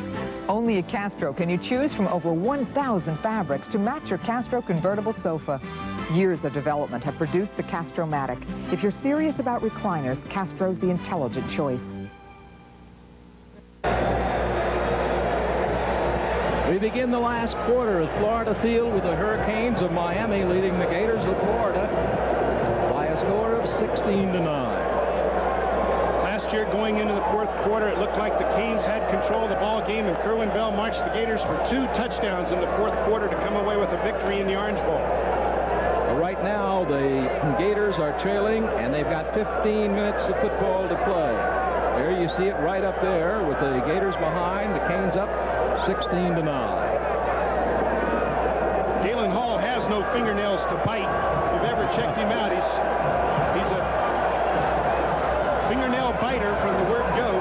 3rd and 9, the ball on the 19-yard line as Kerwin Bell looks to throw and dumps it quickly out. He hits his running back, Anthony Williams, and Anthony Williams across the 25 to the 26-yard line. And they see got a little bit further than that, brought down by Benny Blades and George Myra Jr. Oh, big play by the Cane defense. That would have been a big momentum opportunity for the Gator offense. They're throwing that screen pass. They're just getting a big rush from the Canes on every play, so they're trying to slow that rush down a little bit by throwing the screen. It soon trips Wayne Williams up here. That's number 54 coming over to make the play from his linebacker position for the Canes. 4th and less than a yard on the 27, and the Gators are going to kick. McAndrew is standing back on the 10 and gets a good one off. Harriman catches it on the fly at the 35. He's at the 37, turns upfield at the 40, and across the 40. He's recovered it. It could be Florida's. We'll see when they unfile. Flag on the play, though, at the 38. They're going to give it to Miami, and there are flags on the play at the 38-yard line.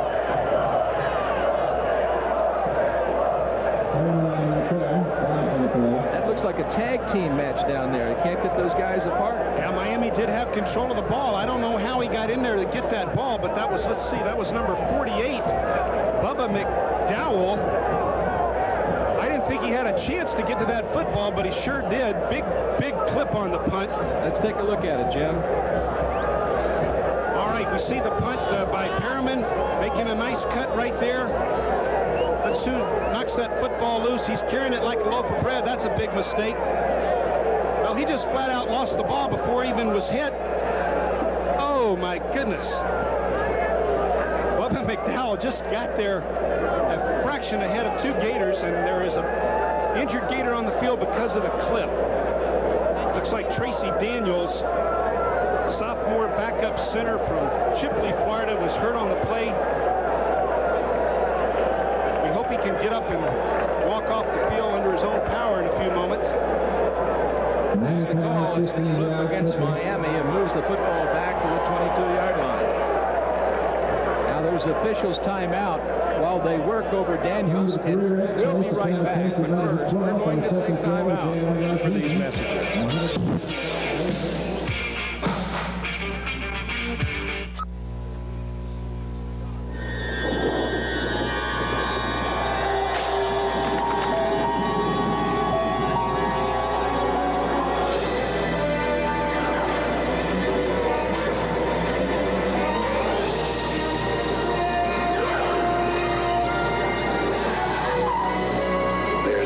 Source of power in town. A new power in banking. First Union National Bank. Let the power be with you. The Hurricanes of Miami, 1st and 10 on the 22-yard line in the 4th quarter. And the give-off goes to Melvin Bratton, brought down just as he touches the football right at the line of scrimmage. He might have tripped on the play, but anyway, no matter whether he tripped or not, Clifford Charlton was there to make him go down. He was a junior from Tallahassee Leon High School. Had a great game last week against Georgia Southern. It was a 38-yard punt. Gator fans trying to get the Gator jaws officials timeout down on the field right now. Fans trying to get that defense fired up to shut the Hurricanes down. Very difficult situation for the Florida defense. Even though the Hurricanes are backed up in their own territory, they have so much ability with their Heisman Trophy candidate, Testaverde, leading the attack. 2nd and 10 on the 22-yard line now for Miami. Vinny Testaverde looks to throw, does, and he's got Warren Williams, who is brought down as he touches the football right at the 26 by Kerry Watkins, number 4. By the way, we will be naming the Mid-State Federal Player of the Game later on in this quarter. That was a 4-yard gainer, so it's 3rd down 6 at the 26-yard line for the Hurricanes of Miami, protecting a 16-9 lead. Here's the stats now. Bell with the edge, throwing the ball a little bit more, a little over 100 yards passing. Testaverde drops the throw, dumps a quick one out at the 30-yard line. It's going to be short of the 1st down. That's the tight end, Charles Henry, a junior from St. Petersburg, Northeast High School. Lewis Oliver, Bell Blade makes the hit for the Gators. And the Gators had made a change there in the secondary, giving Kerry Watkins a chance to play, and also Dwayne Glover at the defensive back position. The Gators forcing the Canes to punt. Beagles, who's done an excellent job all afternoon, is out there to see if he can boom another. Ricky the Rocket and Teal, you looked at just a second ago. Now we're looking at number 38, Jeff Beagles from Scottsdale, Arizona, the punter for the University of Miami. Snap came from the 30. He gets it off high, and the Teal takes it down at the 30, runs cross field, and it's a loose football, and is picked up by the University of Miami inside the 20-yard line at the 19. Well, you know, Galen Hall has talked so many times about one of the most important and overlooked facets of football being the kicking game, because that's when a big play can happen. And here, Miami recovers the football on Florida inside the 20 at the 19-yard line. The Teal's trying to get out to his wall. He doesn't see number 31, Freddie Highsmith, coming from the back, and Freddie Highsmith just strips him of the football. The Canes obviously in an excellent position here on the Gator 19-yard line with 11:55 left in the 4th quarter. 1st and 10 now for the Hurricanes of Miami as they drive on the Gators, and the defensive unit for the Gators backs to the wall right now. They take Alonzo Highsmith down after a short gain down to the 15-yard line. Well, that was a 40-yard punt, and then there was a -11 on the lost fumble. The Gators doing a nice job there on the 1st down. It looks like there's another injury on the field.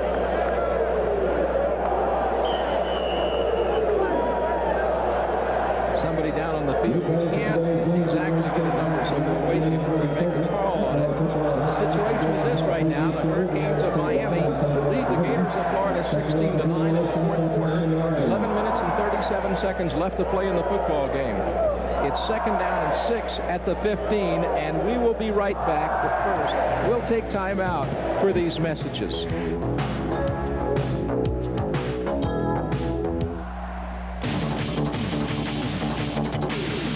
Milk's got the kick that gives you more. Health Kick. More nutrition in every pore. Health Kick. I got the kick, and milk is it. With calcium and vitamins that you're so quick. So get on a Health Kick, let it pour. America's favorite Health Kick. Yeah, get on a Health Kick. Milk's got more. Have more milk, 'cause milk's got more. Earning a perfect 10 in anything is tough. But there is one carpet that earns a perfect 10. One carpet combines luxury and beauty with durability. One carpet is guaranteed against matting and crushing for 10 full years. One carpet is a perfect 10. Anything Goes Carpet by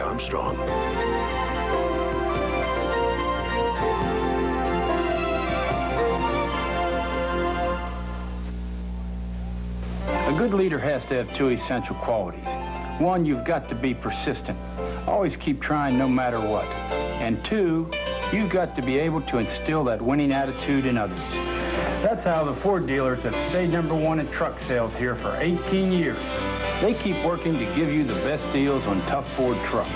And they pass on that positive attitude to everyone in their dealerships. I tell you, it's great working with the leaders at your Florida and South Georgia Ford dealers.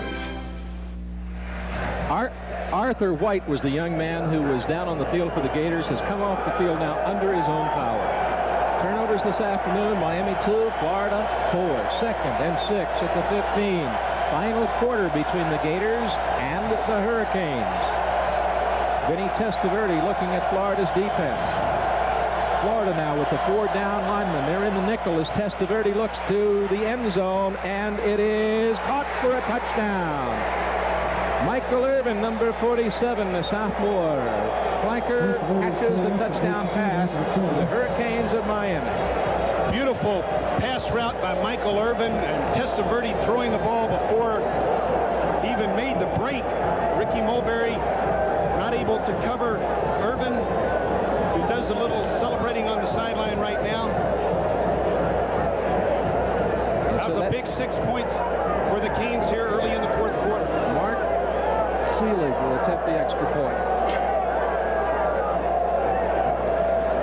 David Kintai will be the holder. Waiting for the snap.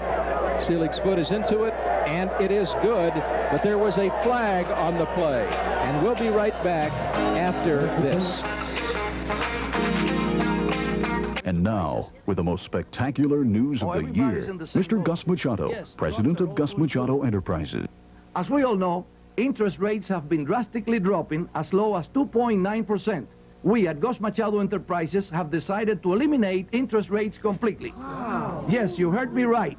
Zero interest rate financing on selected models and for limited time. But no interest rate? No interest rate, and only at Gus Machado Buick and Gus Machado Ford in Hialeah.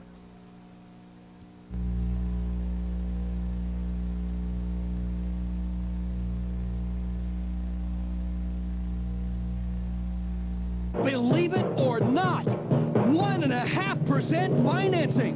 Potemkin in South Dade cuts Detroit's new rates in half. 1.5% financing on Lincolns and Mercurys. 1.5% on Subarus, Isuzus, and Mitsubishis. Detroit made it possible. Potemkin made it happen. 1.5% financing on Lincolns, Mercury, Subarus, Isuzus, and Mitsubishis. Potemkin on US 1 South Dade.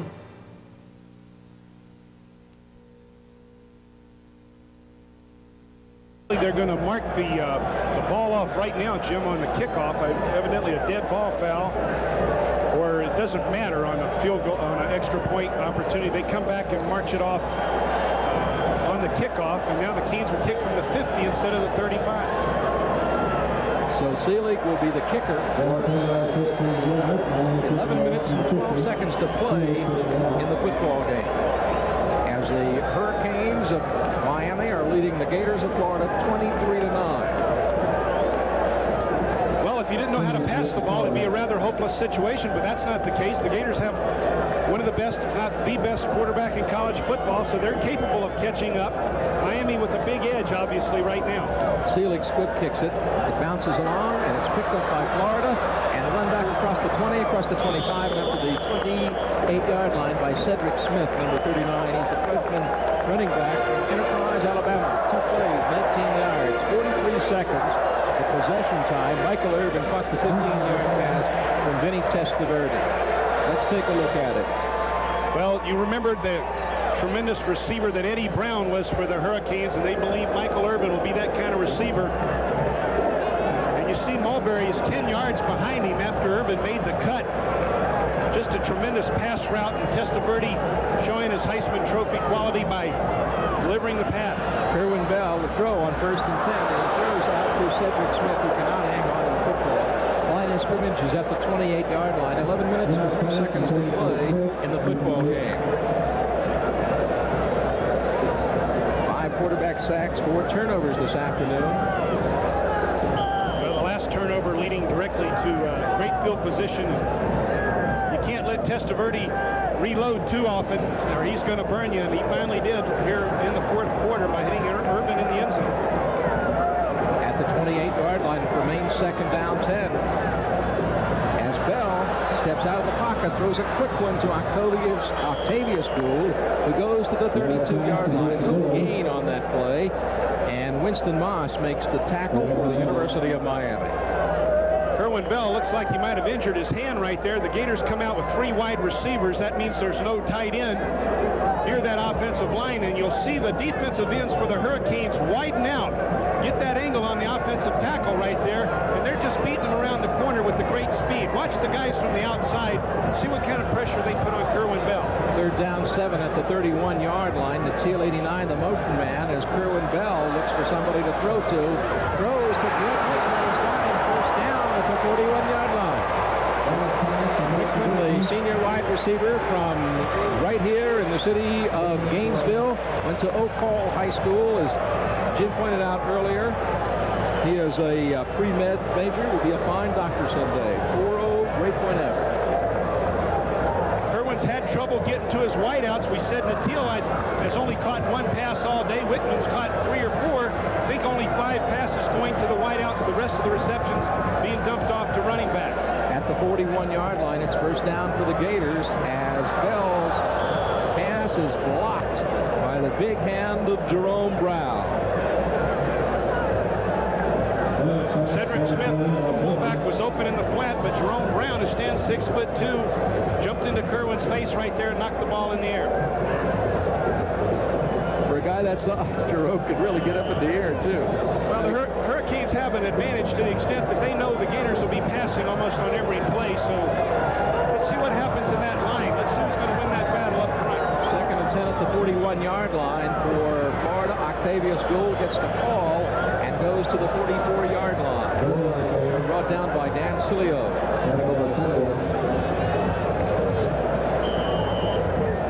Third and 7. The Gators need to get the football down the field. Again, we mentioned they've been forced on many occasions to dump the ball off to the backs.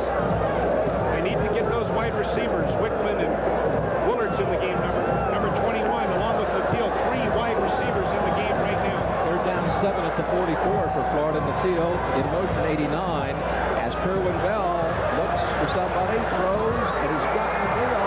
Still on his feet after getting drilled at the 47-yard line. Darryl Fullerton, number 19, the quarterman for Miami, made the hit.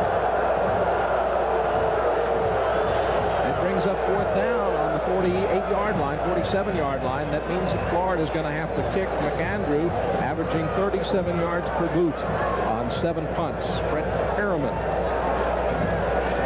is the return man. Well, Ricky Natil's not very big. In the last series, they knocked him out of his pass route, and he wasn't able to pick up the first down before he received the ball.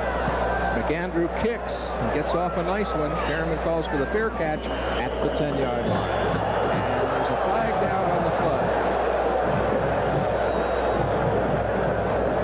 Well, I think they're going to say that number 33, Dwayne Glover, came too close to the fair catch recipient.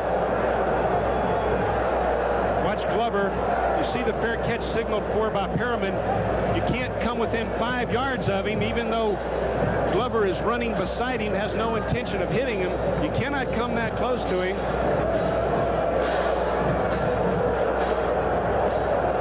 Well, you called it. That's what you call the letter of the law rather than the intent of the law. The intent is not to hit a guy when he's vulnerable, but there they use the letter of the law, and they figured he was 3 yards close to him, so they were going to throw the flag.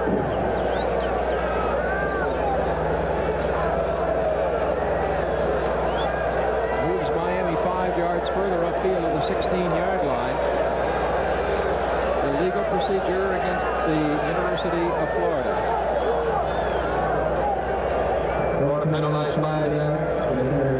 First and 10 at the 16-yard line. For the Hurricanes of Miami with an I formation now. They lead 23-9. Testaverde has gone all the way at quarterback this afternoon for the Canes.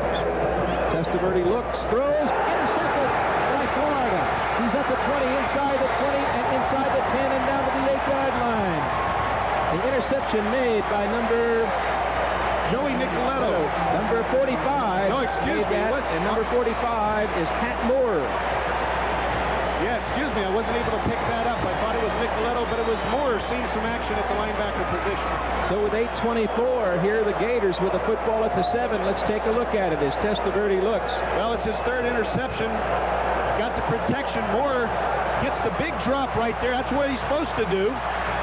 Kerwin Bell's give goes to Octavius Gould, who's down inside the 1-yard line. My goodness, what a big turnaround that was. You're talking about giveaways, turnovers, middle errors. All of a sudden, the Gators, things are looking extremely bleak. They come up with a big interception, and now they're on the 1-yard line. 3/4 yard line, it looks like. Octavius Gould at the top of the eye as Kerwin Bell pants the signals. Hodges to the left. Gould to call, and he is stopped by Miami. They were waiting for him right there. Big Dan Stubbs, 96, stops him right there. Benny Blades, number 36, also there. That wasn't a stop, that was a stuff. S-T-U-F-F, that's what they call that one. So that brings up 3rd down, less than a yard to go. Ball on the 1, 3rd and goal for the Gators. That was an 18-yard run after the interception by Pat Moore. Now the Gators are faced with 3rd down on the 1. They trail 23-9.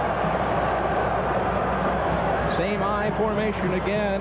Kerwin Bell this time holding on to the football. Throws, and it is a touchdown for the Gators as Rodney Jones, number 87, catches the football from the tight end spot. Sophomore from Tampa Plant High School. You're talking about have your heart in your throat. Kerwin could have run that ball in, but he decided to put it in the air because Rodney Jones was so wide open, and Rodney makes the big, key, critical reception. So now we've got a 23-15 ball game. Let's take a look at it. Watch Kerwin get outside right here. There's the contain man. He doesn't do his job. Number 29 allows Kerwin to get outside. That was Donald Ellis. Kerwin could have walked in the end zone, but he decided to throw the ball to Rodney Jones. A little bit of a bootleg action right there, catching Miami off guard. The Gators are going for 2. They're going for 2. Here is Kerwin Bell with the signals. Natil, 89, the motion man. Bell looking for the end zone, being chased. Races over to the other side of the field. Looking downfield, throws the ball high. There's a flag on the play at the 3. 2 flags on the line of scrimmage, right at the 3-yard line. Well, the Gators are thinking if they don't get 2 right now, they'll go for it again should they score another touchdown, and either time would be to their benefit, obviously. Let's see what they're going to call. Illegal procedure against the Gators declined. Gators trail by 8 points. So this is an interesting turn of events as the Hurricanes of Miami sit up on Florida 23-15. Florida making a great comeback on a big play as they intercept the football, run it back down inside the 10-yard line, and then score. It's an unexpected turn of events. Who would think that Testaverde would give the ball up deep in his own territory? But he sure did, and the Gators did get the 7 that they needed desperately. And again, now they trail by 8. Obviously, there's plenty of time for field goals, fumbles, interceptions. Anything can happen, but 8 points. The game is still in doubt. The Canes were in control, but now the Gators are very much back in the ball game. 7 minutes and 11 seconds left to play. That drive, 7 yards, 3 plays, 1 minute and 13 seconds, a 1-yard touchdown pass by Kerwin Bell, who continues to chalk up those touchdown passes in the record book.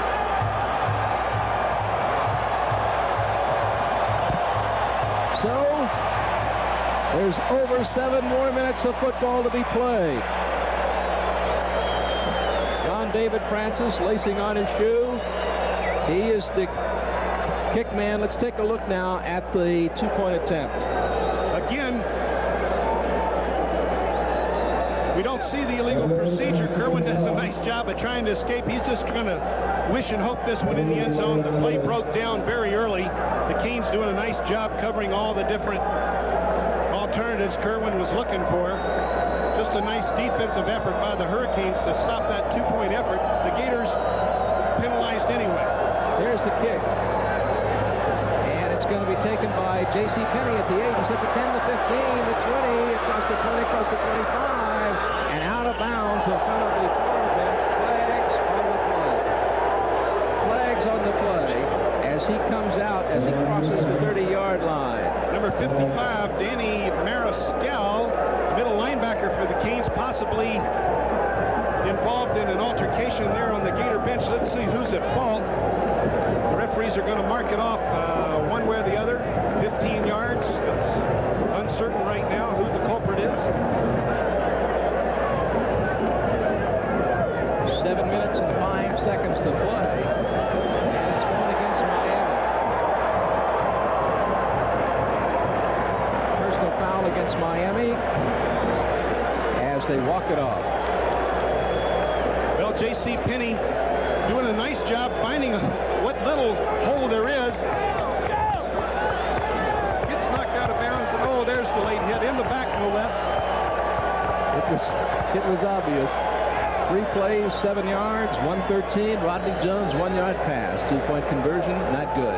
Well, we all know what a physical game football is, but it's also a mental game, and you just can't do silly things like that. You know, you got to have your head in the game. Hurricanes could have been out on the 30-yard line, a little bit of breathing room. Now they're backed up on their 15. J.C. Penney making a nice return to the 30-yard line, nullified, moving it back to the 15 because of the personal foul. And so the Hurricanes have the football deep in their own territory at the 15. It's 1st and 25. The give-off is going to go to Highsmith, and Highsmith is stopped as he tries to turn the corner outside. On the left side, Jarvis Williams right there, along with Scott Armstrong. Well, here we see the big bruising fullback, 234 pounds, and there's Scott Armstrong and Jarvis Williams meeting him at the pass. Ron Moten, Arthur White over there to add their assistance. 3-yard gain to the 18-yard line. It's 2nd down 22 right now. Kerry Watkins, number 4, in at the left cornerback position, replacing Ricky Mulberry at this point. Oops, somebody jumped. Let's see who it was. You know, looks like it's going to go against Miami. We talked about at the opening poise and being under control of your emotions and not doing silly and crazy things. Well, the Canes right now are kind of falling apart a little bit. You can't do this when you're playing an opponent like the University of Florida in a hostile environment where the noise, the volume will be turned up every time you make a mistake. But the Canes have made 2 mistakes in a row right now. All they're doing is going in reverse. So that's going to move that football back to the 13. It'll be 2nd down and 27.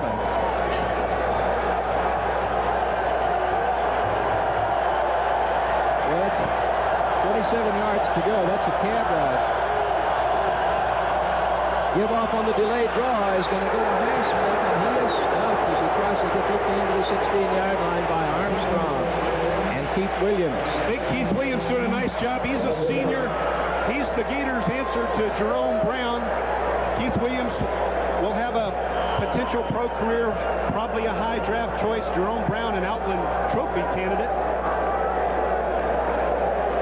3rd down and 24 now. Yeah, 3rd and 24. At the 17-yard line, 5:59 left to play. The Hurricanes trying to protect the 23-15 lead. The Gators desperately want to get the football back. Testaverde looks for somebody. He's being chased, and he goes long, long, long for Perriman, who catches it way deep down the sideline at the 32-yard line of Florida. What a toss that was. Well, Glover cannot believe that Perriman gets behind him, and Lewis Oliver cannot get over there in time. Oliver's got terrific speed. He underestimates the pass himself. Perriman just comes up with a fantastic play, obviously a critical 1st down pickup and a magnificent effort by Vinny Testaverde. They're putting it down right between the 33 and the 34. The ball is pointed at the 33, and so that's where it is officially. 5:41 to play, 1st and 10 for the Hurricanes in Florida territory. And Warren Williams trying to turn it on the right side. He's by the Gators. And it is Jarvis Williams, number 26. I can't believe this. Can you believe what you're seeing here? That's incredible. You know, he's had 2 interceptions, and then this. Well, the emotions that you experience as a fan watching the game, one man's feast is another man's famine. The Hurricanes are feasting in one instant, and now the Gators have turned that feast into a famine. Look at the ball. All he's trying to do is get extra effort. You know,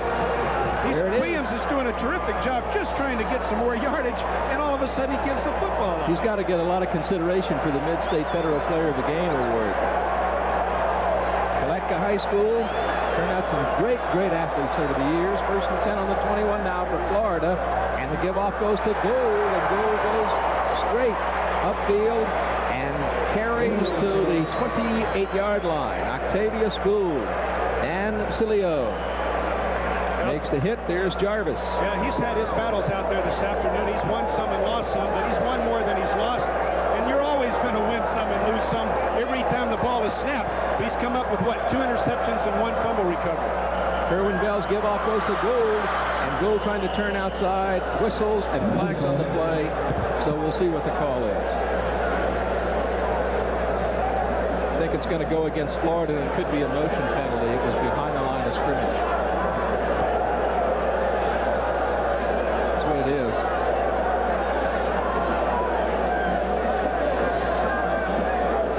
Ball game has taken some interesting turns this afternoon, James. Yeah, again, I cannot believe some of the plays that I've seen, some of the circumstances that have transpired here.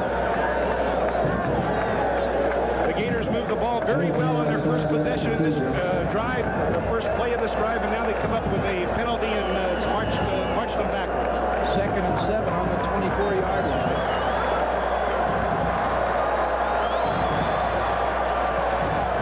I formation for the Gators. Kerwin Bell throws, and it is incomplete. A little high. It was intended for coming out of the backfield, Cedric Smith, number 39, the freshman from Enterprise, Alabama. Nice coverage by Randy Shannon, outside linebacker number 22. Kerwin just couldn't find the touch to drop that ball over Shannon, the linebacker, who was chasing his receiver. Galen Hall has never lost a game here at Florida Field. They're down and 7 on the 24-yard line.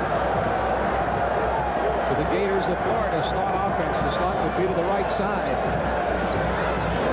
Bell looks and loads long, and it is incomplete.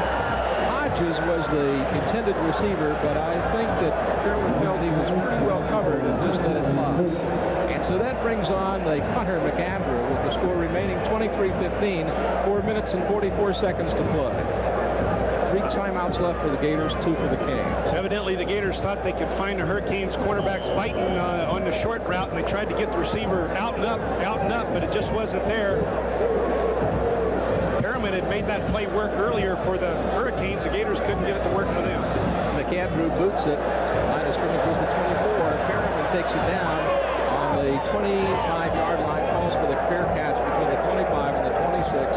And so the Hurricanes take over the football, and they got to play ball control. Florida needs a big play to get the football back. Excellent punt by Jamie McAndrew. The Hurricanes on their own 26-yard line. 4 minutes, 34 seconds. The Canes are going to be wanting to use up the clock. The Gators want to stop it every chance they get. The Gators have 3 timeouts left. Highsmith, the up back, behind Testaverde, and the call is going to go to Ward Williams off the right side. Loose ball, and it's recovered by the Gators, but let's see, they may have blown the whistle. They may have blown the whistle. Well, again, Warren Williams, he's just making an extra effort. The coach is going to say, Warren, don't make the extra effort in a minute, because he's giving up the football. He's going to go, and he was down. The ball was knocked out of his possession, but it did look like the whistle had clearly blown. His back was on the ground. 2nd and 5 at the 31-yard line. A little over 4 minutes to play. As Testaverde looks at the Gator defense and gives off on the counter to big number 5, Melvin Bratton, who's had a fine afternoon across the 35. A little across the 35-yard line. Not quite enough, though, for a first down. But are they ever close? And 2 strong running plays. The offensive line doing a nice job for the King. Big Paul O'Connor, number 77, the right guard. Scott Probin, number 76, the tackle. Doing a nice job for the Canes up front.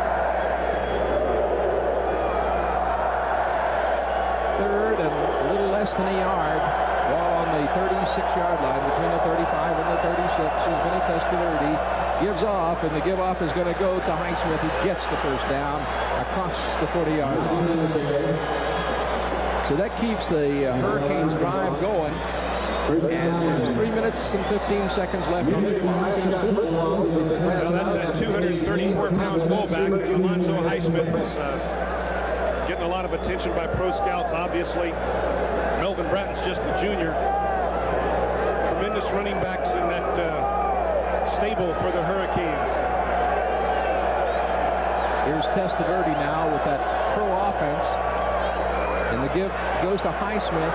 Highsmith fights for yardage into Florida territory across the 50 and down to the 47. Kerry Watkins makes the hit for the Gators along with Scott Armstrong.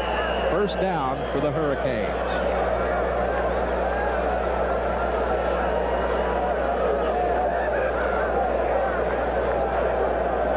Timeout called on the play. Arthur White overruns the ball a little bit. Lewis Oliver comes up, tries to make the hit with his shoulder. Lewis has got to learn he's got to use those arms as well, especially when you hit a 234-pound fullback. Ron Moten, 58, finally does the job.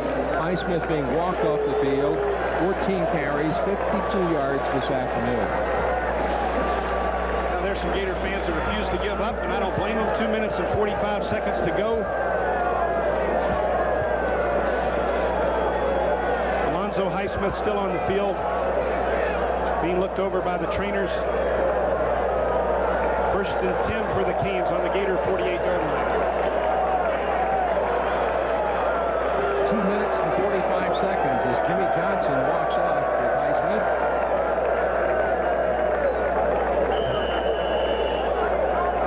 .309 yards by the Hurricanes right now. Total offense, 203 for the Gators. High formation being used by Testaverde.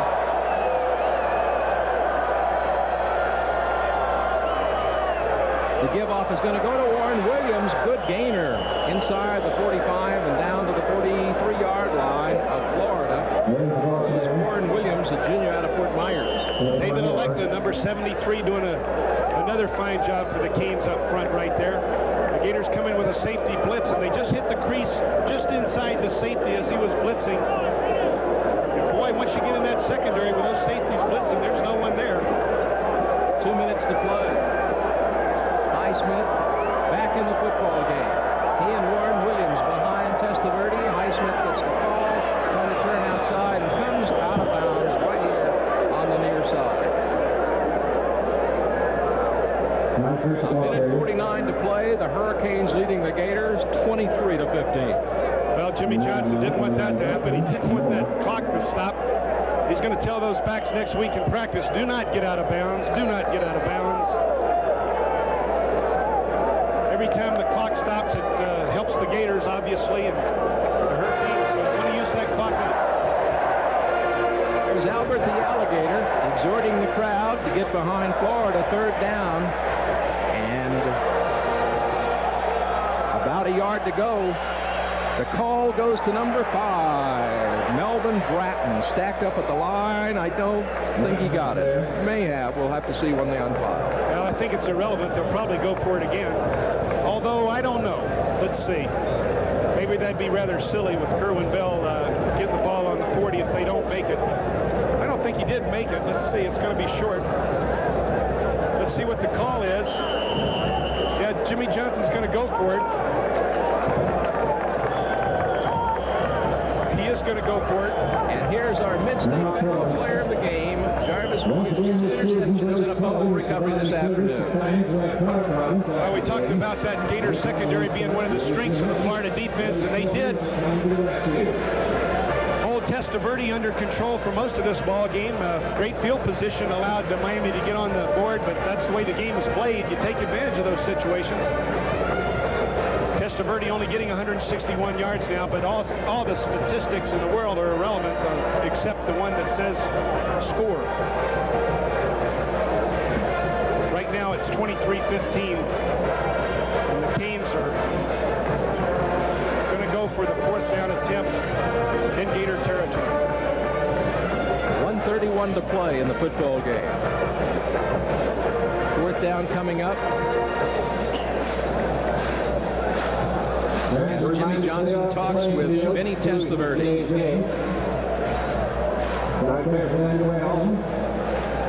The Hurricanes moving towards a 2-0 record if they can make it hold up this afternoon.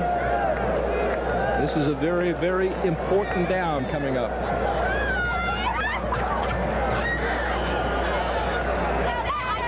Florida's defense has got to really let it all hang out this time.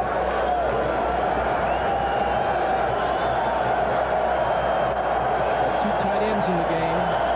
Testaverde on fourth down, short yardage, waiting for the snap, and he gives it to number 5, Melvin Bratton, and it looks like he has got the first down. We mentioned Bratton was a state high school long jump and triple jump champion, and he proved his abilities there by leaping over the Gators for the first down. He got the first down. It looked more like Greg Louganis that time. First down and 10. Big dive over the top. 37-yard line. Very difficult to stop as the seconds tick away, and Vinny Testaverde looks at the Florida Gators. They've got 2 timeouts left. Canes have 2 timeouts left. They don't want to use any of them right now. Again, number 5, Melvin Bratton gets the call. And of course, Florida uses up all their timeouts. 2 more timeouts remaining. Obviously, a very bleak situation with 56 seconds to go. Well, the last team to win here at Florida Field, other than a SEC opponent, which was LSU back in 82, was the University of Miami. And again, they come to Gainesville with high hopes and aspirations for their season. It looks like they're going to go home with a big win as we look at Testaverde. 12 for 25, not too good on the percentage completion, but 161 yards. Kerwin, 16 for 29, a little bit over 50% for 137 yards. Testaverde had a little bit more time to look for his receivers than Kerwin Bell had. Second down 9, the ball on the 36, 56 seconds left to play in the game at Florida Field.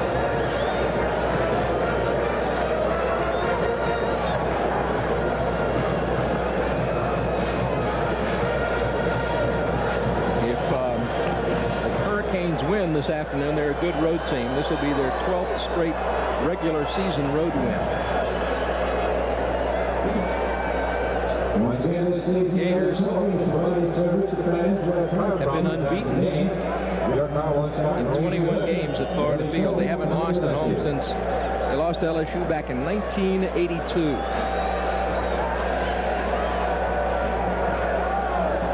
They have 2 ties here on Florida Field since then, but no losses.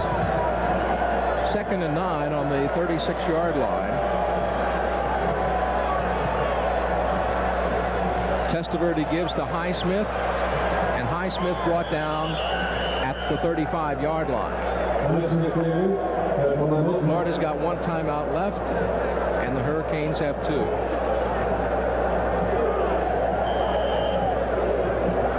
Well, as you look at the Hurricane schedule, 35 seconds to play. Oklahoma comes to the Orange Bowl. That's going to be a big game for the Hurricanes. Florida State. Really, Florida State and Oklahoma are their major challenges out of their last 7 ball games. Obviously, the University of Florida game is always big for the Canes, because if they get by the Gators, they can point towards a couple more on their schedule to finish with a great year. Highsmith drilled behind the line of scrimmage.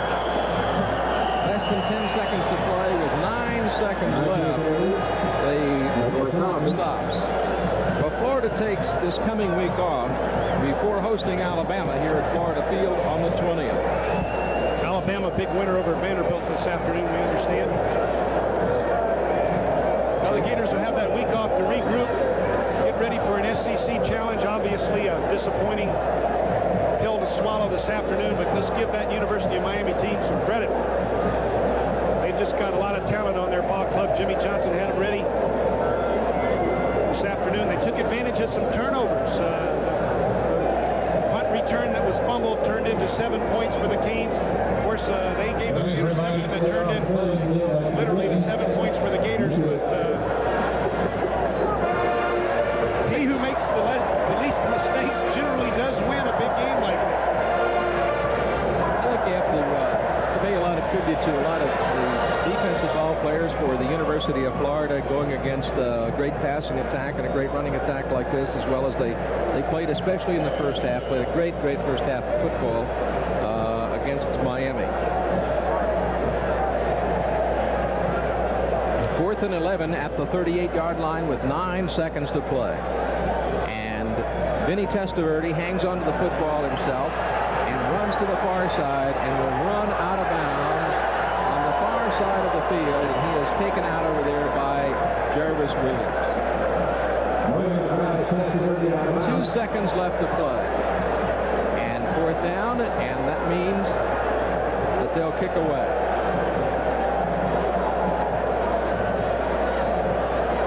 No, that was a 4th down play. The Gators that was get the 4th down play, so Florida gets the football right now, and they've got 1 play.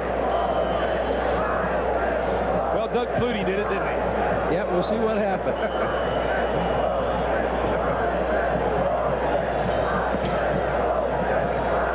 Now, Miami, to put a little bit of the pressure on, has called one of their timeouts. Florida has no timeouts left. Obviously, they've got to go for the end zone. Well, when Doug Flutie threw his Hail Mary, I think he threw it from about his own 45-yard line. This time the ball is being snapped from the 45-yard line. Flutie was able to get the ball on the fly in the end zone. He got about as much chance as a hole-in-one opportunity, but it's a chance. Well, the Miami coaches and the Florida coaches are talking to their teams right now, telling them what they expect out of them, what they should do at this point in time. And we've got 2 seconds left on the clock. Miami's probably going to rush 3 guys and drop back 8. Let's see, 1, 2, 3, 4, 5 guys are playing in the outfield. Looks like a softball game. 1, 2, 3, 4, 5 guys are way back. 2 guys are on the line of scrimmage. They're going to rush 4, though. 1st and 10 on the 44-yard line for Florida. They're on their own 44.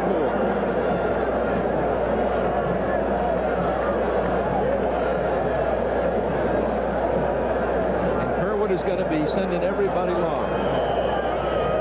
Well, those 4 guys up front can put some pressure on, though. Let's see. They might really put a lot of pressure on him. There's a flag on the play. It looked like a busted snap. We'll see what it is in just a moment. Derwin Jones, number 86, right there up over the football for Miami. And they're discussing it. There's no more time left on the clock at this point in time.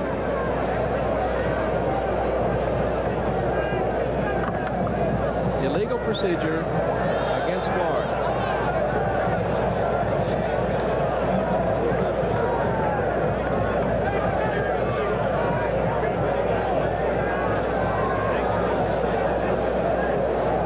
Well, they're still on the field, so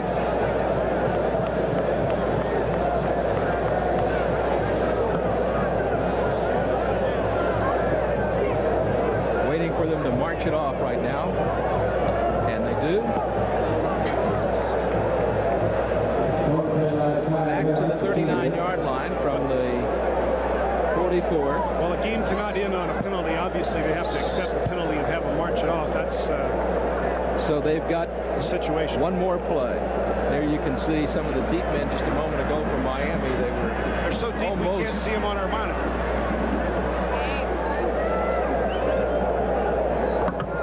One more play. A lot of fans still standing here. It's amazing, isn't it? As hopeless as the situation is. Well, you never can tell. Vinny, the whole idea is never give up, right? That's it.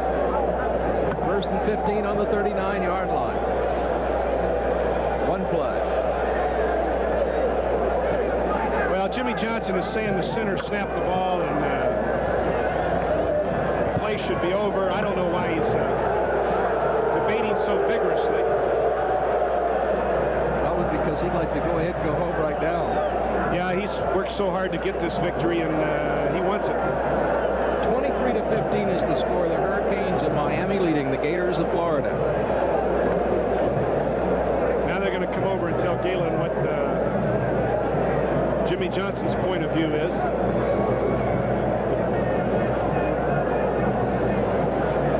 They talk to Galen. Now Kerwin Bell has come over to talk to Galen.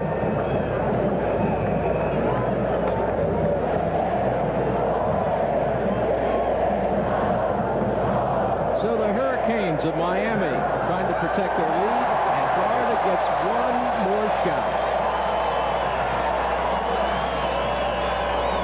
Now they're going to re-huddle.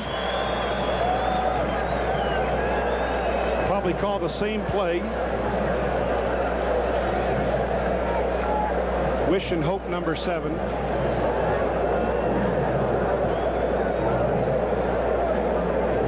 So as we wait now for the final play of the football game this afternoon at Florida Field.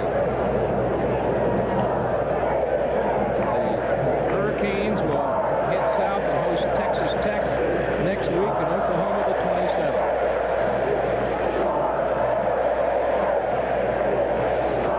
They've got everybody going long for Florida. They put the 2 seconds back on the clock as Frank McCarthy, the center, is up over the football, and Kerwin Bell with a lone setback behind him, and Bell is looking and throws, and it is incomplete, and that is the end of the football game. And the Hurricanes of Miami have defeated the Gators of Florida by a score of 23-15 this afternoon at Florida Field. As Galen Hall walks across the field to congratulate Jimmy Johnson, and they talk for just a moment. They're on the coaching staff together at the University of Oklahoma, and both have come to the state of Florida, and both have done an excellent job as head coaches. As Galen Hall walks off the field right now, and there is Vinny Testaverde. Not great stats this afternoon, but a win for his team, the Miami Hurricanes. And of course, he will be being boomed very much for the Heisman Trophy. It's something Kerwin Bell certainly had about the same stats as Vinny this afternoon, as the defenses were pretty dominant and big plays kind of took over in a couple of parts of the game. Now, this is a strange feeling for Galen Hall. He's never lost at Florida Field. What a fantastic record he's had, and the Gators have been so strong at home, and the only kind of team that can come in and take that victory home with them is a team with national championship potential. So let's give the University of Miami credit for their taking advantage of the mistakes when they had the opportunity today to execute when they had to. You know, the Gators are bitterly disappointed, but that big SEC opener looms ahead with the University of Alabama. That's coming up in just 2 weeks, and we'll be back with more here at Florida Field. But first, time out for these messages. Pity Chester Fuddley, who's never shopped at Scotty's or used his Scotty Sure Saver catalog. Fuddley doesn't know it's overflowing with sure savings for the home and yard. It's filled with Scotty's guaranteed lowest prices and comes in handy when unexpected problems drop in. With Scotty's, you're sure to save money and time. We have the most convenient locations in Gator Country, and we're open 7 days a week. Check your mail or newspaper for your Scotty Sure Saver catalog. Save it for a rainy day. Before you draw a conclusion about health care insurance, remember this card and its instant recognition anywhere in America. Remember that no one works harder to provide local, reliable service statewide.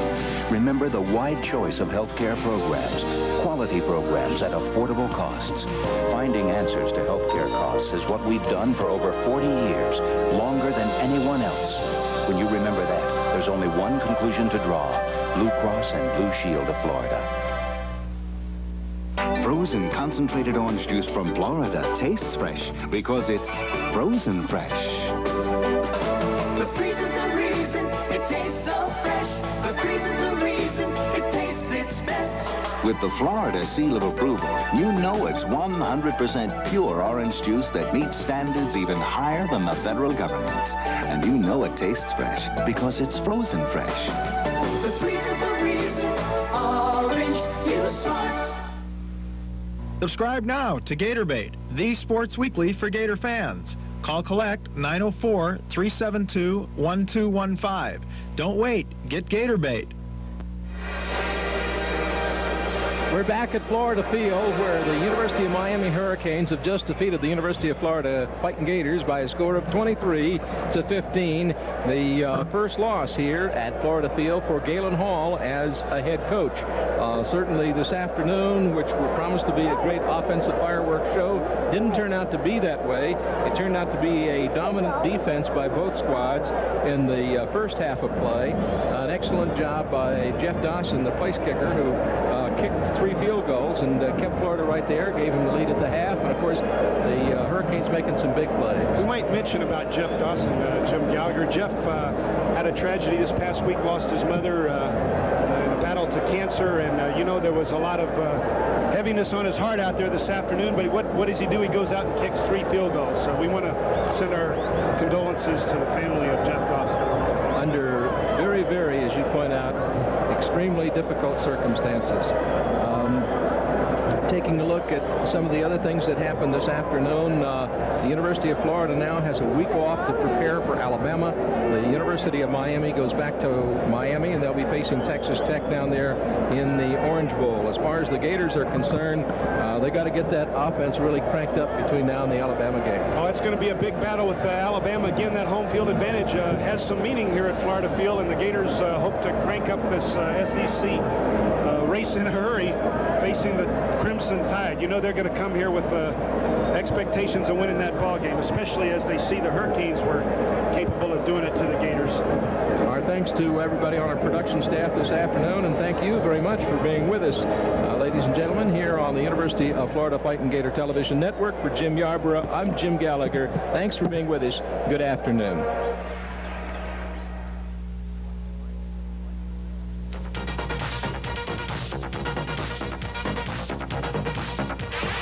Florida football is brought to you by Armstrong Carpets, Blue Cross and Blue Shield of Florida, the Florida Orange Growers, also by Dairy Farmers Incorporated, Florida's milk producers, by First Union Bank of Florida, your Florida and South Georgia Ford dealers, Gatorade Thirst Quencher, Likes Meats, by Merrill Lynch, Scotty's, and by Sonny's Real Pit Barbecue.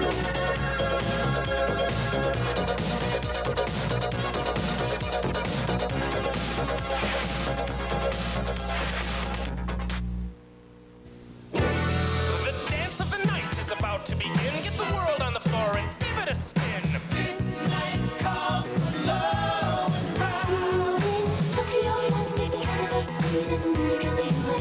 and somewhere in the world, it's night right now, and they dance to the beat of Lou and Clearance. RX-7, Motor Trend's 1986 Import Car of the Year. Winner of the IMSA GTU Championship 6 years running, and the current SCCA Pro Rally Manufacturers Champion. RX-7, it's always been a red-hot performer. Now the deals are hot, too. Hurry to your Mazda dealer's year-end clearance. Get a great Mazda deal today in Homestead and Miami. Welcome back in Flushing Meadows Hurricanes locker room after yesterday's big win over Florida. It was a great game between two teams. One of them had to win, and I'm glad it was y'all. And dusk falls over South Florida. As the cities move to a different beat, the News 4 night team moves to meet a whole new challenge. A lot happens every night between 6:30 and 11. Time for this week's Sports Final Flashback. Miami Dolphins opened their 1980 season against the Buffalo Bills, a team they had defeated an NFL record 20 straight times. But the streak would end on this day as Buffalo intercepted 4 Miami passes. A 14-point fourth quarter won it for the Bills, touching off a wild celebration at Rich Stadium. The final score, Buffalo 17, Miami 7. Many of you may not have been able to see it, but believe me, it was a war in Gainesville yesterday between the University of Miami and the University of Florida Gators. Miami's 23-15 victory was keyed by its relentless defensive line, which sacked Florida's Kerwin Bell 6 times for 56 yards and losses. Danny Stubbs logging 2.5 of those sacks. The biggest challenge now for Miami may be keeping its focus on its next game against Texas Tech, because #1 Oklahoma is just around the corner. Jimmy Johnson talked to his team about that immediately after the ball game. We don't care about any other team. We don't care what happened around the country. We don't care about polls, and we don't care about the end of the season. We have 1, 2, and we're looking for 3. Just to give you an indication of how dominating Miami's defense was yesterday, Florida only had 196 yards in total offense. Their average gain per play, only 2.7 yards. So the Hurricanes are certainly on a roll. They will take on Texas Tech next Saturday evening in the Orange Bowl. And don't forget, the Dolphins will be home for their home opener next Sunday afternoon against the Indianapolis Colts. That'll do it for us out here in San Diego. For Ned Smith back in Miami, Hank Goldberg here, for Ross Noble, our photographer and our director out here in San Diego, thank you so much for joining us. We'll see you next Sunday as we present Sunday Sports Final. Have a great week.